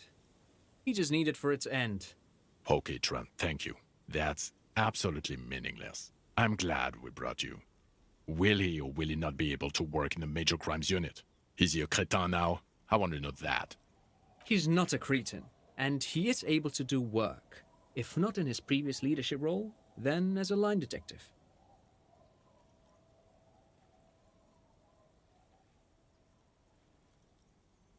Line detective is good for now. For now? I misphrased my question. It should have been, is he able to put his clothes on and use the body? Or do we need to get him on a disability pension? They can keep that pension. You're rock solid.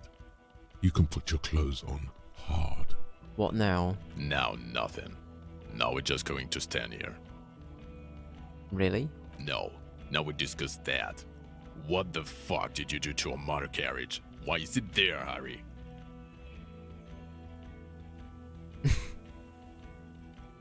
It was stolen by Jacob. Oh no. I drove it into the ocean when I was drunk.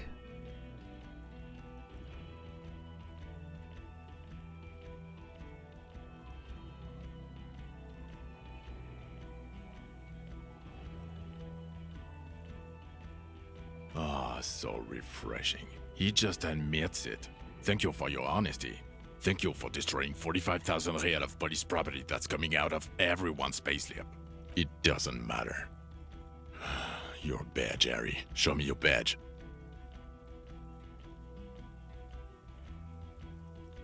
I got my badge right here. Wait, my badge? The thing that tells people you're a police officer. I lost it. I haven't found it yet. He doesn't have it. Here's an idea. Maybe you could look in the motherfucking motor carriage you drove into the sea. Maybe look there.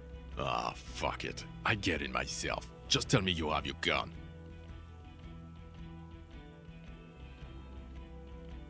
Show him the gun. He has it. I thought it was in the ocean. You're drunk like a bum, Harry. Put that thing away before you kill someone.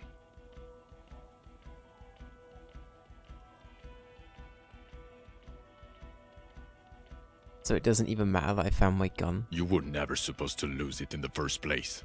Not lost is your gun's natural state, you drunk bum. I'm not drunk, I haven't started drinking again. So you forgot to drink? I don't buy it. Why do you smell like a corpse then? He's wounded. It's been a long week and he's handled an actual corpse.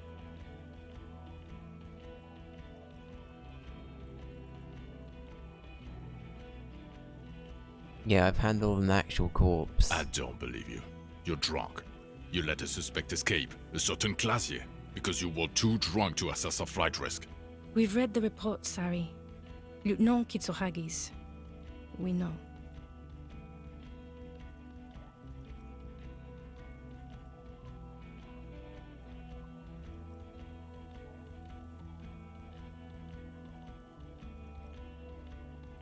Not taking her in was the right thing to do.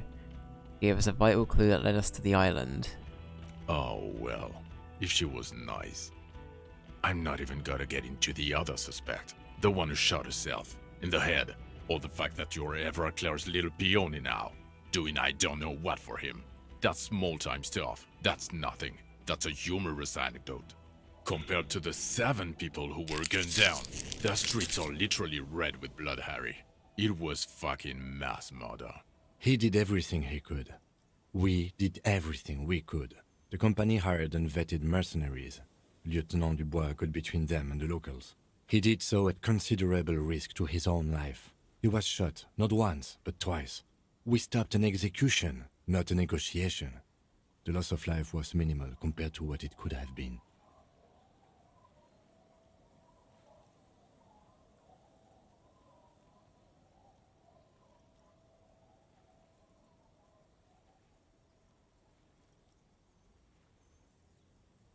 Yeah, it was a massacre. We got wiped. Where the hell were you? Don't make this harder for yourself.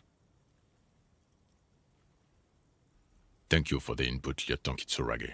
I didn't mean to suggest you didn't handle the situation. You've spent the week with him on this case. What is your take? On the case? On Lieutenant Geoffrey Dubois. Well, the drinking, the gun losing, also losing the badge. That's all true. Although he has not been drinking on the job this week. See? 1 week. Then there's the superstardom. He likes to, from time to time, allude to being a superstar law official. At first I thought it was a joke, but now I'm not so sure. He says disco about 20 times a day. Yeah, fair. It's worrying, especially considering his political views. Detective Dubois is, as you may know, a Mazovian socio-economist. He wants to liquidate the ruling class, which, again, for a police officer, is a little odd. You should yell something. I'm a policeman of the state to come. Let's not do it. I think we'll let Kim do the talking. Yes, let's let the big boys talk. Yeah. And then there's the motor carriage in the sea, something I was not present for. But despite all this, he is a great detective, one of the best I have seen, in fact. He can talk human beings into telling him everything, and he doesn't stop. In all the time I've spent with him, he has not once stopped pursuing leads, however far-fetched and tangential. He is tireless, madly driven. Well, except that one time when he stopped to sing karaoke, which, by the way, I have to disagree with you, Mr. Vicmar, was a valiant effort. He really sang his heart out. Aw. Kim's the fucking best. Okay, he did something. Other than that one time, he has tirelessly worked on the case, and he solved it. We have a confession, a murder weapon, and the perpetrator, locked on the island right now, awaiting transportation. He apprehended a revolutionary brigade who stayed hidden for 50 years, ever since the revolution, who's probably committed other murders over those years. Oh, and he also discovered a new species. I missed it. Did you pass or fail the karaoke roll? We passed it. We passed it. A new species? A colossal stick insect. It was on the island, camouflaged as the reeds. It unfolded from the reeds. I think we may be dealing with the Insulindian phasmid. He takes out the photo of the phasmid and shows it to the officers across the yard. The wind blows, flapping the glossy rectangle in his hand. You hear gasps beneath the howling of the wind. As you can see, it's about 3 meters tall. In fact, we think it may be the largest land invertebrate ever discovered. Fucking hell is that? Is this somehow connected to the case? Detective?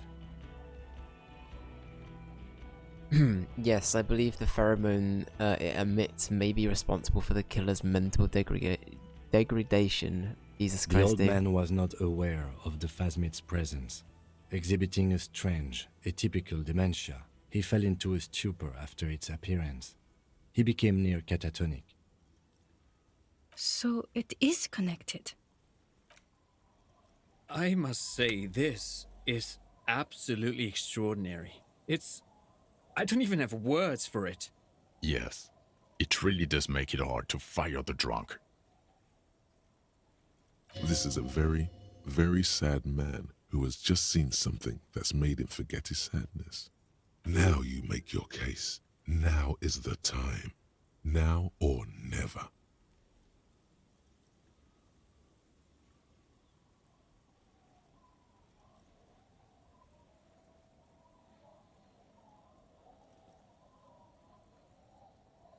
The killer, Mr. Dross, we have a strong motive for him. Lilianovich. A revolutionary matronym.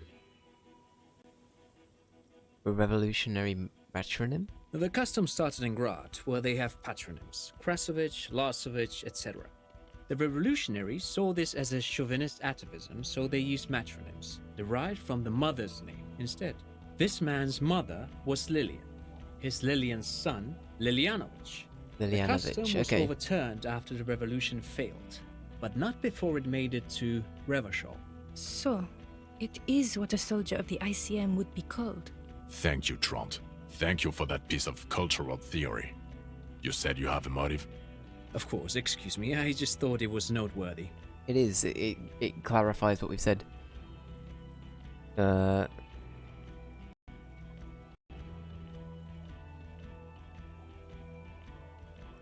He killed the mercenary hoping to start a war between the company and the Union. And it worked?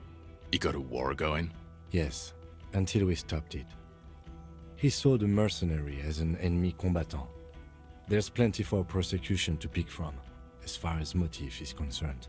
Also, we have ballistics from the gun, matching the bullet found in the dead mercenary's head, and 2 officers on the scene that Mr. Dross confessed to.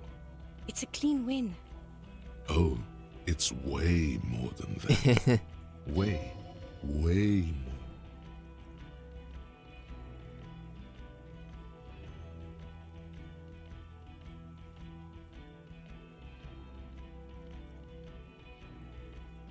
Sorry, I just did a bit of a coughing fit.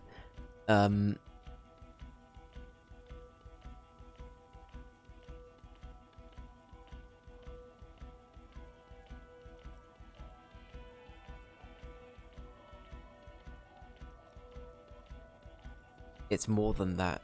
A perfect folding mechanism, like the phasmid. Perfect folding mechanism?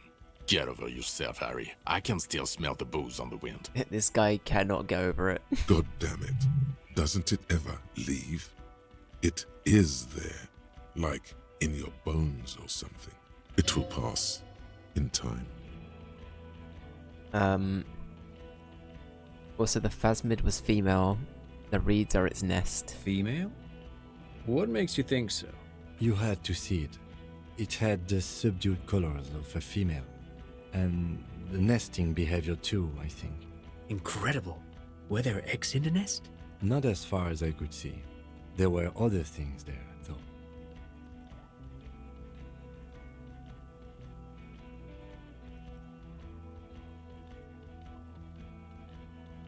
It had gathered items in the nest, a helmet and a scope. Actually, you know, this would indicate it was a male. This is far from anything in my field, but I think such nests are called bowers. They are for attracting mates. I guess we didn't... Did it specify it was like a she?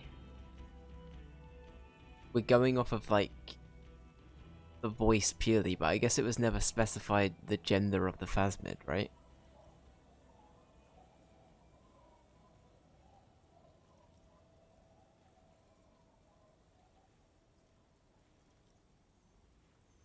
I still think it was a female. Of course, as I said, I'm only guessing. I didn't see it.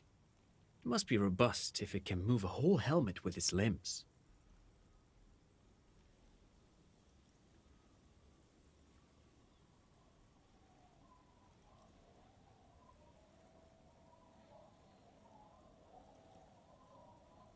I think it emits a chemical that makes it look even more like the reeds. Yes. That would be a pheromone. A pheromone that's seemingly beneficial to the host. It usually stimulates the affected nervous system. Not a human's, of course, but perhaps a predator's?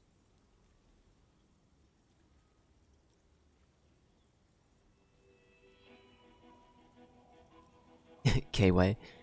The predator seemed intoxicated somehow, like an addict. It's just a hunch, but... There are species of bees that, under the influence of pheromones, take wasp larvae to their hives. Ants do the same with aphids, thinking they're... Do you think this is how it stayed hidden? Nothing is off the table. But I want to stress this. The find does not have to be connected to the case. The case is 100% prosecutable, without any pheromones. Okay. Of course, Lieutenant. Of course. We should treat the case and the phasmid as completely separate from each other. People are not going to... They're not going to go for this speculation in the constabulary. Okay. It had mandibles that looked like hair, and it's completely white on the inside. Yes, but also reed-colored, beige and brown, a little green on the outside. After unfolding from a single stalk, it still retained parts that looked like reed tufts on its limbs.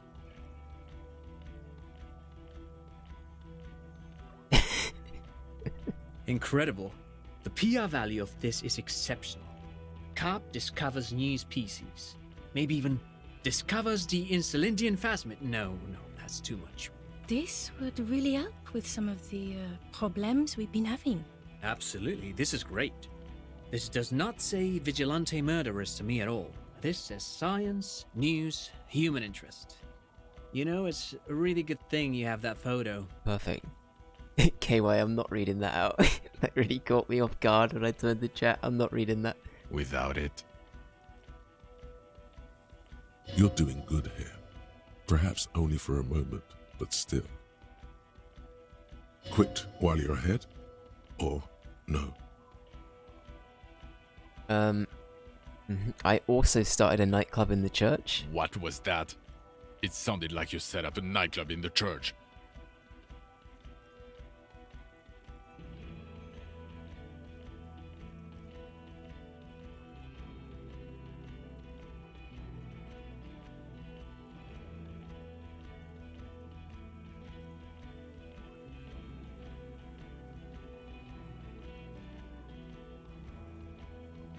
I forgot about the 2 centimeter, sorry, 2 millimeter hole in the world. Yeah, fuck it, we'll tell them about our discovery, That's why not? great. Anthroponaut is a great new career for you. After police officer. I don't care. Go live in the Vale. 4 kids were living in a tent on the ice. They were going to drown when it melted.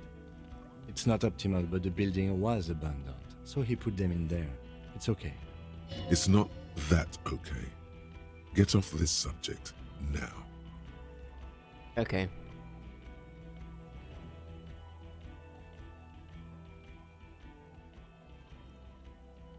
The previous head of the Debois Union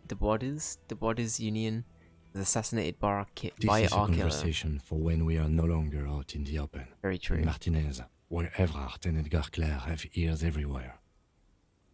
Very true. And eyes, too. Your return from the island must not have gone unnoticed.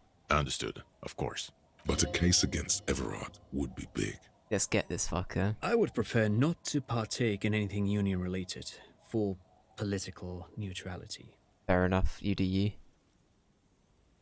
There was also a dead man on the boardwalk. A missing person I found. Yes. Fallen through a gap in a boardwalk. Drunk. How did you know I found them? The body was transported to Precinct 41, our morgue. I had Tilbrook and Mullins take care of funeral arrangements and family stuff. You're not the only cop in the world, Harry. This all comes back to us. Still, good work with the missing person, Detective. It's still a point for you. No denying it. I also looked into the mystery of the doomed commercial area. I don't know what a doomed commercial area is.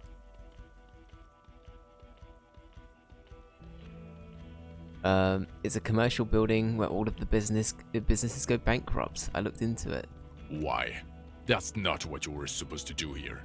There was a fridge we needed and a possible witness. He was just chasing a lead and ended up advising a local shopkeeper. It was okay. Of course. Call it community outreach, right? Dodged the bullet there. For a moment, it seemed like you were just wasting time. There we go. I confiscated drugs from Kuno's dad. Who's Kuno? You don't want to know. Very, very true, Kim. You're right, Lieutenant. I don't. You snorted the drugs, I know you did. It's alright. I'm in. At this point, anything is but the drink. So what do you say? Want to take this hot shit back? I don't want to, but you discovered a new species and solved the murder. So I have to. Jude? Anything that ends the trial is okay with me. Agreed. The public relations potential of this is too valuable to let go. So we might have ended up doing okay in the end. Okay. We have vehicles in the square, and the perpetrator needs to be taken into custody. Let's go. Now you will finally get to know who you are. Wait, I have a few questions before we go about who I am. The man looks westward, impatiently, jingling his car keys in his pocket. Who am I? Who are you? You're a gym teacher, Harry. What? Well, obviously you're not a gym teacher anymore, but... But before... Before you were a cop, you were a gym teacher in Coron. It's getting really cold outside. Should we maybe...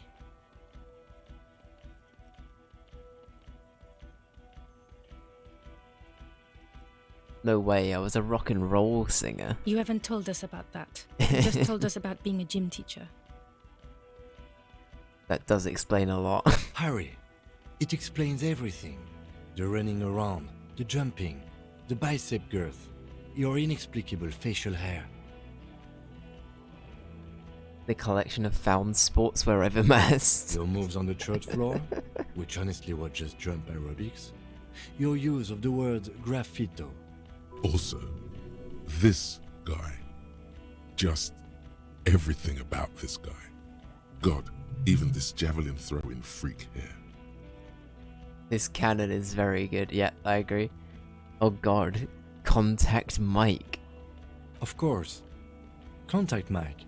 He's been on about Mike again. I hate that guy. There's a ton of foreshadowing for this. I honestly love that description that Kim gave of like, oh my god, it makes sense you being a gym teacher. Everything's fallen into place. Contact Mike is a reprise of the most inspiring basic sporting principle of open competition.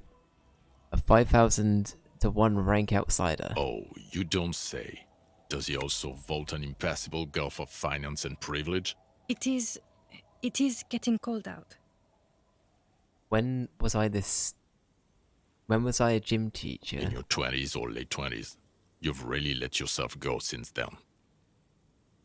You said in Coron?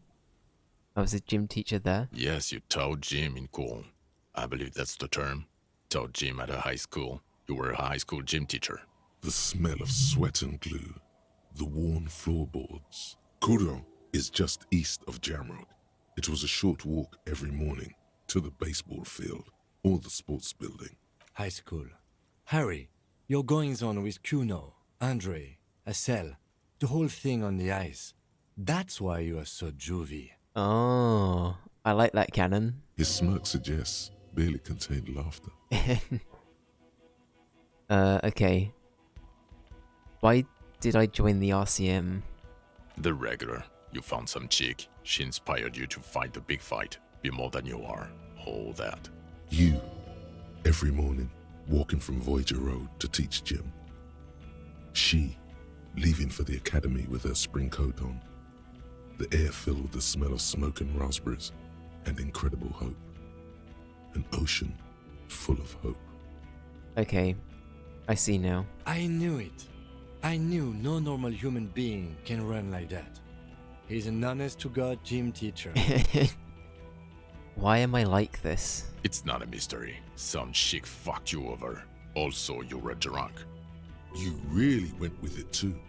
Really maximized the damage. Was she called Dora Dubois? Dubois? It was Dora Engelund, I think.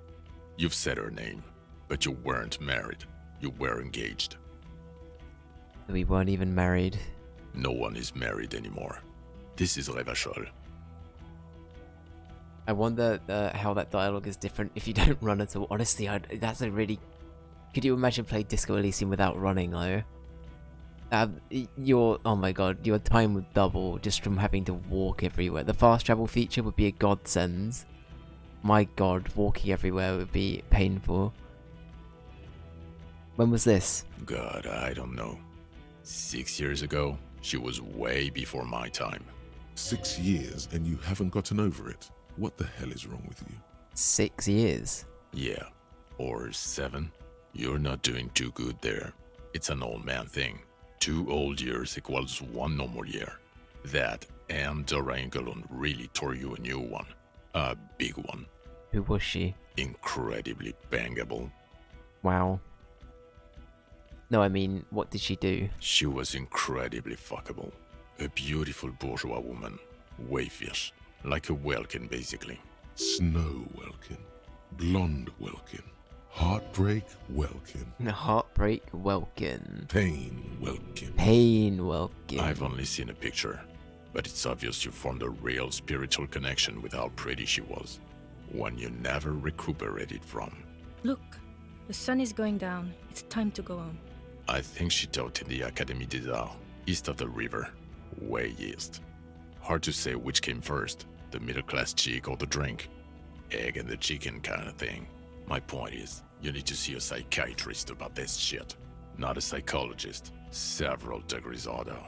Is there something harder than a psychiatrist? A forensic psychiatrist? Go talk to that. In other words, he's heard enough about this. Okay, am I a dirty cop working for the Puta Madre? No. No, because a suspect seemed to think... You're too unstable to work for a mob boss. You're suicidal, Harry. No mob boss would take you. I assure you, I wouldn't consult for a corrupt unit. He would immediately backpedal out of it. Fair. I told you it's not that bad. Precinct 41, what kind of station is it? Us? We're the bloody murder station, haven't you heard? We're the bad guys. No one likes us. That's not true. Jamrock is too big for one precinct. You are just understaffed. And everyone respects the 41st. You have Captain Price. Thank you, Lieutenant. You're being kind. It is an understaffed station and the district is too big, which is why we need to... Get back to it. We left Torsen and McLean to run the Sea Wing. It's not good. Torsen and McLean? Mac the Torso Torsen and Chester McLean. They're not fit to run a wing. Believe me. Things are shaky as it is. They are damn iconic though, Torsen and McLean. An iconic duo, I take it? Yeah, not like us. Two clinically depressed old men. Where's the contrast here? We are garbage. And the Sea Wing is... God. There are 4 wings, Harry. A, B, C, and D. We're in C. It's made of losers and clock punchers. You and I reconceptualized it as a task force. It was a mistake. There's also a lot of outside help involved, not only me. Other losers too. He's anything but a loser, although he would like to be seen as one. It's cooler that way. And Price? Ptolemy Price? He's the son of the old Price, one of the founders of the RCM. He's one of the most highly regarded men in the force. You're lucky. Somewhere under the curved roof of a former silk factory, shaped like a ladybird with 2 chimneys, Police Captain Ptolemy Price sits behind a heavy wooden desk. Resident medic Nix Gottlieb pours him coffee. It's silent in the captain's office. They speak of change, the city, the tension on the streets. They speak of the events of April and the blood on the streets in May. Did we recently shoot up a church by any chance? So he remembers that. Yes, there may have been a raid on some churches. It wasn't good press. Shooting up churches never is. I was out of town, to be clear. What happened? Why did we need to go there? Our enemies were hiding in a church, to the best of our information. That's it. I'm not talking about this anymore. Your security clearance is shit tier right now. You have to wait for it to go up. He means it. The RCM and its enemies will not be discussed on this coast. Your clearance will not go up while you're within earshot of the Union headquarters. Okay. So I worked in the bloody murder station. Okay. It's not the bloody murder station. It's an old converted silk mill with green desk lamps and a coffee corner. A lot of good people work there. Hard. Every day. Jamrock is the largest ghetto in Rivershoal. Faubourg, technically, but it's divided into 11 districts. Jamrock only has us. The press will blow over. Jamrock is lucky to have you, and it's often considered to be the greatest of the districts. You're lucky to have it. Thank you again, Lieutenant. The Phasmid. I need to tell Lena about the Phasmid as soon as possible. Who is Lena? She lives at 1113 Tabernacle Road in Jamrock, remember? A cryptozoologist. She lives in Jamrock on Tabernacle Road. He told me about this Phasmid. Tabernacle? It's on the way over. Near where you live on Perdition. Fine. If we're gonna drop you off anyway. She and her husband were conducting the search for the Phasmid. It's their discovery, in part.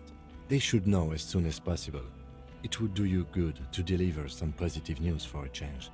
She is going to be over the moon. Oh, she will be. Watch out, or she'll faint. Lieutenant Kitsuragi, what will you do now? Well, first I will go back to my station and write the most detailed report anyone has ever seen. It will have to be good to cover all these. Then I will have a serious talk with my captain. About what? Detective, we just stopped a small-scale war. Something is happening to Revachol. I don't know what yet, but it's going to be a hard spring for the RCM. We need to get ready, infiltrate, investigate. Want to do that at Station 41? Talk to Captain Price? I'd rather not ruffle the feathers of 2 captains with my doom-mongering. No, I meant investigate. Come work in Precinct 41. Work with Price? I'm flattered, but I don't know if I... Would fit in. Am crazy enough. Can take the stress. He doesn't know how to finish the sentence. This truly came as a surprise to him. Aw. Not a bad one, but he's at This a is loss. so cute. Flattered? You're Lieutenant Kitsuragi. We would be flattered if you even considered. I would have to tie things up in GRIH first. But, I mean, whatever is coming, Jamrock will be more central to it than the harbor. And we also have a huge caseload, Lieutenant. Piles that we need to get back to. Mountains, even. I do like the sound of that. I got an achievement. Recruit Detective Kim Kitsuragi. Oh, hell yeah. He's really considering it. I'm ready. Good. Fuck it, let's go. Trump brought his motor carriage. It's a 20-minute drive to Jamrock. Under the evening sky, the great district turns on its lights. A chessboard of wooden houses, 80,000 living souls inside. Fire traps as far as the eye can see, from Main Street to Precinct 41 atop the motorway, to Boogie Street forking into the dark horizon. You close your eyes and hear the dogs bark. A lone woman sits by a factory window, dreaming of meteorite strikes. On Rue de Saint-Jérôme, a square bullet slides into a square-shaped chamber. In Old South, a man without eyelids smiles. Spring has come. It's time. Dawson? Yes. McLean? Yes. Heidelstein? No. Vicmere? Yes. Dubois? Of course. Really? Nick Gottlieb looks up from the list. I hear he's unstable. You say that like it's a bad thing. Captain Potomley Price gestures with a ballpoint pen. It's dim in his office, and the curtains are drawn. Harry's our man. He'll pull through. When he does, he'll side with the people. Understood. Gottlieb returns to the list. Minnow? Of course. Wonderful. Then can we please just go back to Jamrock now?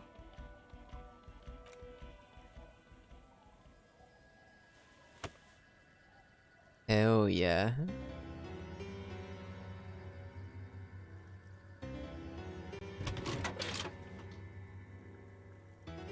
Is Kim coming with us?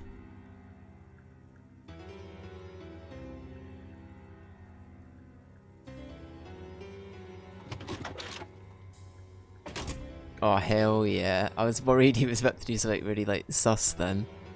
Hell yeah.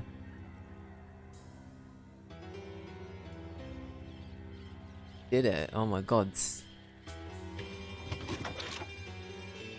We wrapped up the case. We hired Kim Kitsuragi into Precinct 41. And we beat Disco fucking Elysium. Hell yeah. Oh my god, I love this game so much. It's been so fucking good. Like, wow, what a game. Honestly, that might be... Wow. I love this game. Legitimately, I stand by it. Oh, this game does so many things well. The writing is phenomenal. The story was great. I now want to see what a billion other outcomes are. Dubois, of course. But yeah, like... Wow.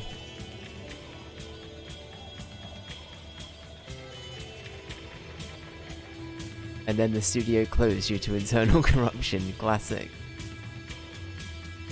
But still... Oh, what a great... Yeah. This game, I genuinely think it's a gem. Like, my god. As far as, like, role-playing games go that aren't completely reliant on combat and are more, like, narrative-focused, I hope other games take a lot from this game as, like, a lesson for how to innovate on something. Because this felt so unique to anything else I played. Like, fundamentally, it's a game about dice rolls and, you know, piecing things together and all of that, but, like, presented in this manner and the way it was written and everything was just so good. What a great game. What a great game. The world is so interesting too. I completely agree. Like, all of the fake lore that we got. That's like, by fake lore I just mean like the in-world lore. Amazing. Like, it literally sold me on like this universe that has existed and, you know, lived on for years and years and years, and it really, really sold me on that. A lot of really cool contrasts to the real world as well, which is always great to see. At least in terms of the sake of representation. But yeah. Nothing quite like it, I agree. Did you ever interact with the Pale? I don't think we did. I don't think we did.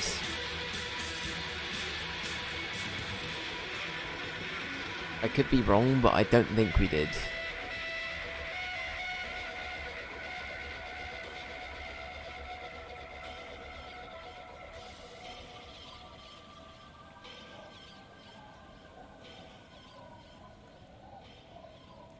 Interesting. So the one thing we didn't do is we didn't interact with the Pale, and I know that that was a check we had to do for Sona inside the church, because we didn't finish that off because we had like a -10 to that. There's at least one spot where you can do it. We don't remember how you got to that. Okay, got ya. That's the thing though, I feel like this game I could replay several times and still get a billion different outcomes that I just wouldn't have expected. And that really, really interests me, honestly. It's like, yeah. Thank you, J Boogie. How you doing? I hope you're doing well. Yeah, we beat Disco Elysium.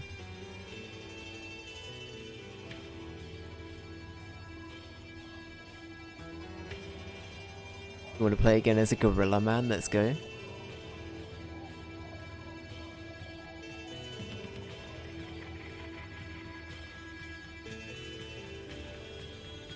Not much, just lurking and playing Mass Effect 3. Hell yeah. Enjoy. I hope you're enjoying Mass Effect 3. That's the only one of the trilogy I've not played. I've played 1 and 2, but I haven't played 3.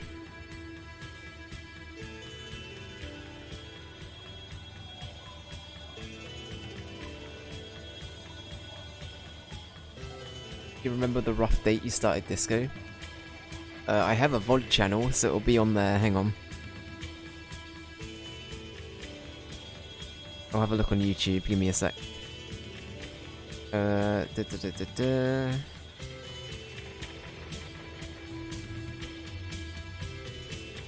Because that should come up as a listed, like... Alright, the first Disco stream was the 11th of September. YouTube, that's right. The 11th of September. We did have a few gaps here and there for Disco though, for various other things like Shitmas and Resident Evil 4. So there were like some distinctive gaps in us playing the game. 4 months, dang, yeah. I think we've had 50 something hours in the game. What's my Steam at? We're at 54 hours, maybe 56, because I think it didn't register a few hours, so I'm going to say 56. But yeah, I've loved every second, honestly. It's been great. It's been really good.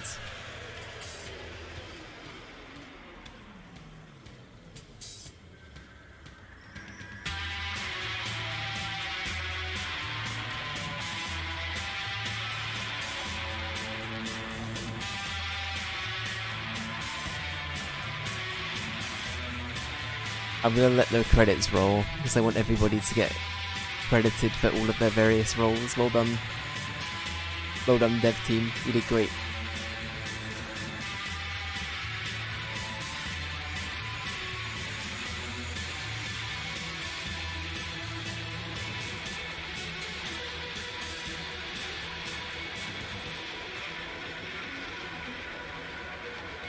But yeah. Overall, I don't know what I'd like... In some ways, like, I'm trying to compare it to games we played last year now. In some ways, I think I'd say it's better than Cyberpunk, so this might even be my game of 2023. But I do think overall I enjoyed Cyberpunk a tiny bit more. But this is a very, very close second, for sure. And I'm really happy with how it wrapped up as well. I was worried that we're going to get like a really sad ending. But I feel like we got a decent ending in the end.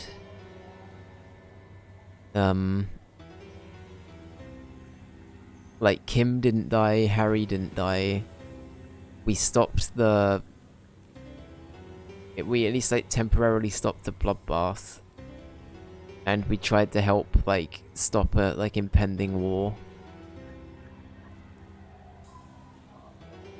We did the best we could. We stayed off booze for pretty much our entire playthrough, I think. And yeah, I feel like I feel like we did really well.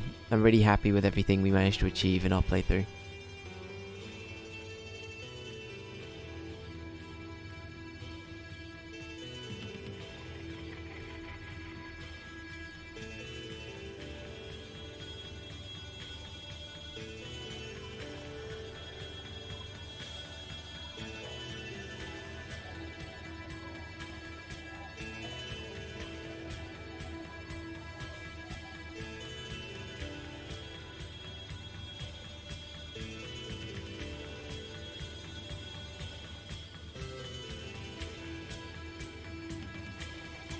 I'm amazed we didn't hear back from the reptilian voice guy again. I was half expecting the game to end as it started, if that makes sense, with the reptilian voice and the limbic system. I was half expecting it to be like a closed beginning and end, but I kind of like this ending a bit more. I didn't want it to like end on a creepy note.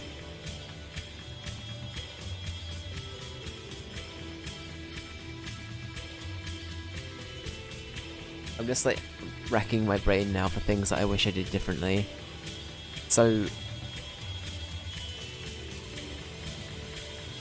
I'm trying to think now. I think we could have handled the Kuno stuff better. We didn't do any of the Cindy quests. I feel like we played a little bit too much into the Union's hand. But like, yeah, I feel like we left it on a note that sounded like we'd try and like prosecute Everard for what he's done. So I'm kind of happy with that.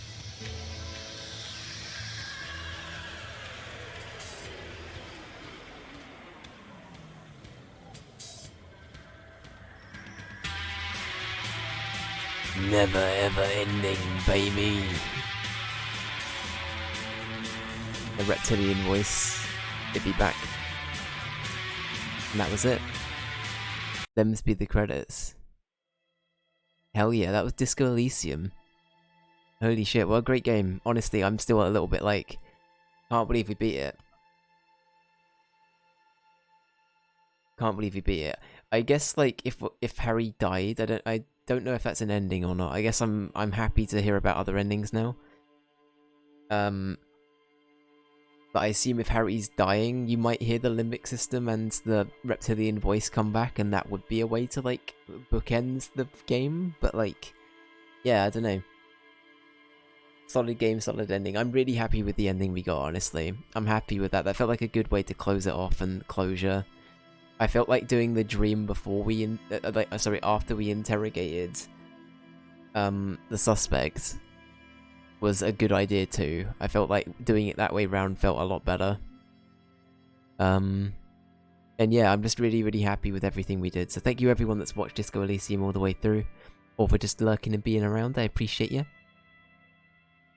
Not an ending, but if Kim gets shot, you get Kuno through the whole end of the game. So I remember I watched another streamer play the end of Disco Elysium a couple of years back.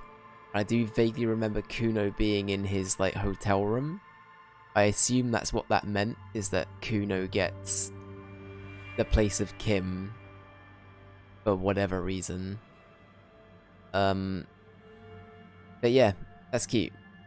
That's cute. Interesting though. So, okay, so that check that we got to stop Kim getting shot and to warn him, I assume he would have got shot and ended up, like, hopefully not dying, but I don't know. I don't know what would happen to Kim in that example, but yeah. Anyway, I will be wrapping up here because it is super late. But thank you for watching today, everybody. I appreciate you for hanging around. Thank you, Ray. Thank you, KY. Thank you, J Boogie. Thank you, Jess. Thank you, Joel. Thank you, British. Thank you, anybody else that's popped by and lurked today. I appreciate you. I need to add some votes onto the wheel, actually, before I go. So, bear with me. Just to make sure. So, as a heads up again, next Wednesday we'll be starting the big wheel. So, if you have any votes, put them in now, because next Wednesday we do a big old wheel spin. Are you playing this? Not at all. I honestly, it's like, it's been such a fun game. I've had such a good time with it. So Thank you to everyone that's recommended it. Like, legitimately, so many people told me this game would be great, and I loved it. Loved every second of it. Apart from the pathfinding. Pathfinding's my only gripe. Everything else was perfect. But the pathfinding, it could be better at times.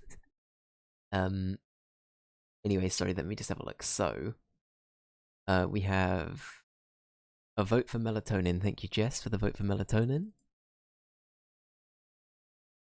We have... Oh, I don't know why that's done that. A vote for melatonin. We have 10 votes for Night in the Woods. Thank you very much, Ray. We have 10 votes for Life is Strange 2.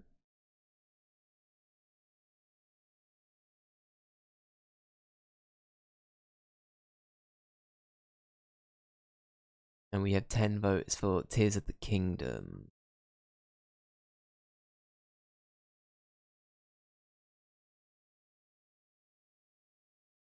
Perfect. Right. Thank you for hanging around today. Everyone, we'll be back tomorrow where we'll be finishing up the Wallace and Gromit game as well, so we're ending a lot of games this week. So yeah. I will see you for the finale of the Wallace and Gromit's Grand Adventures game tomorrow. Take care. Bye-bye.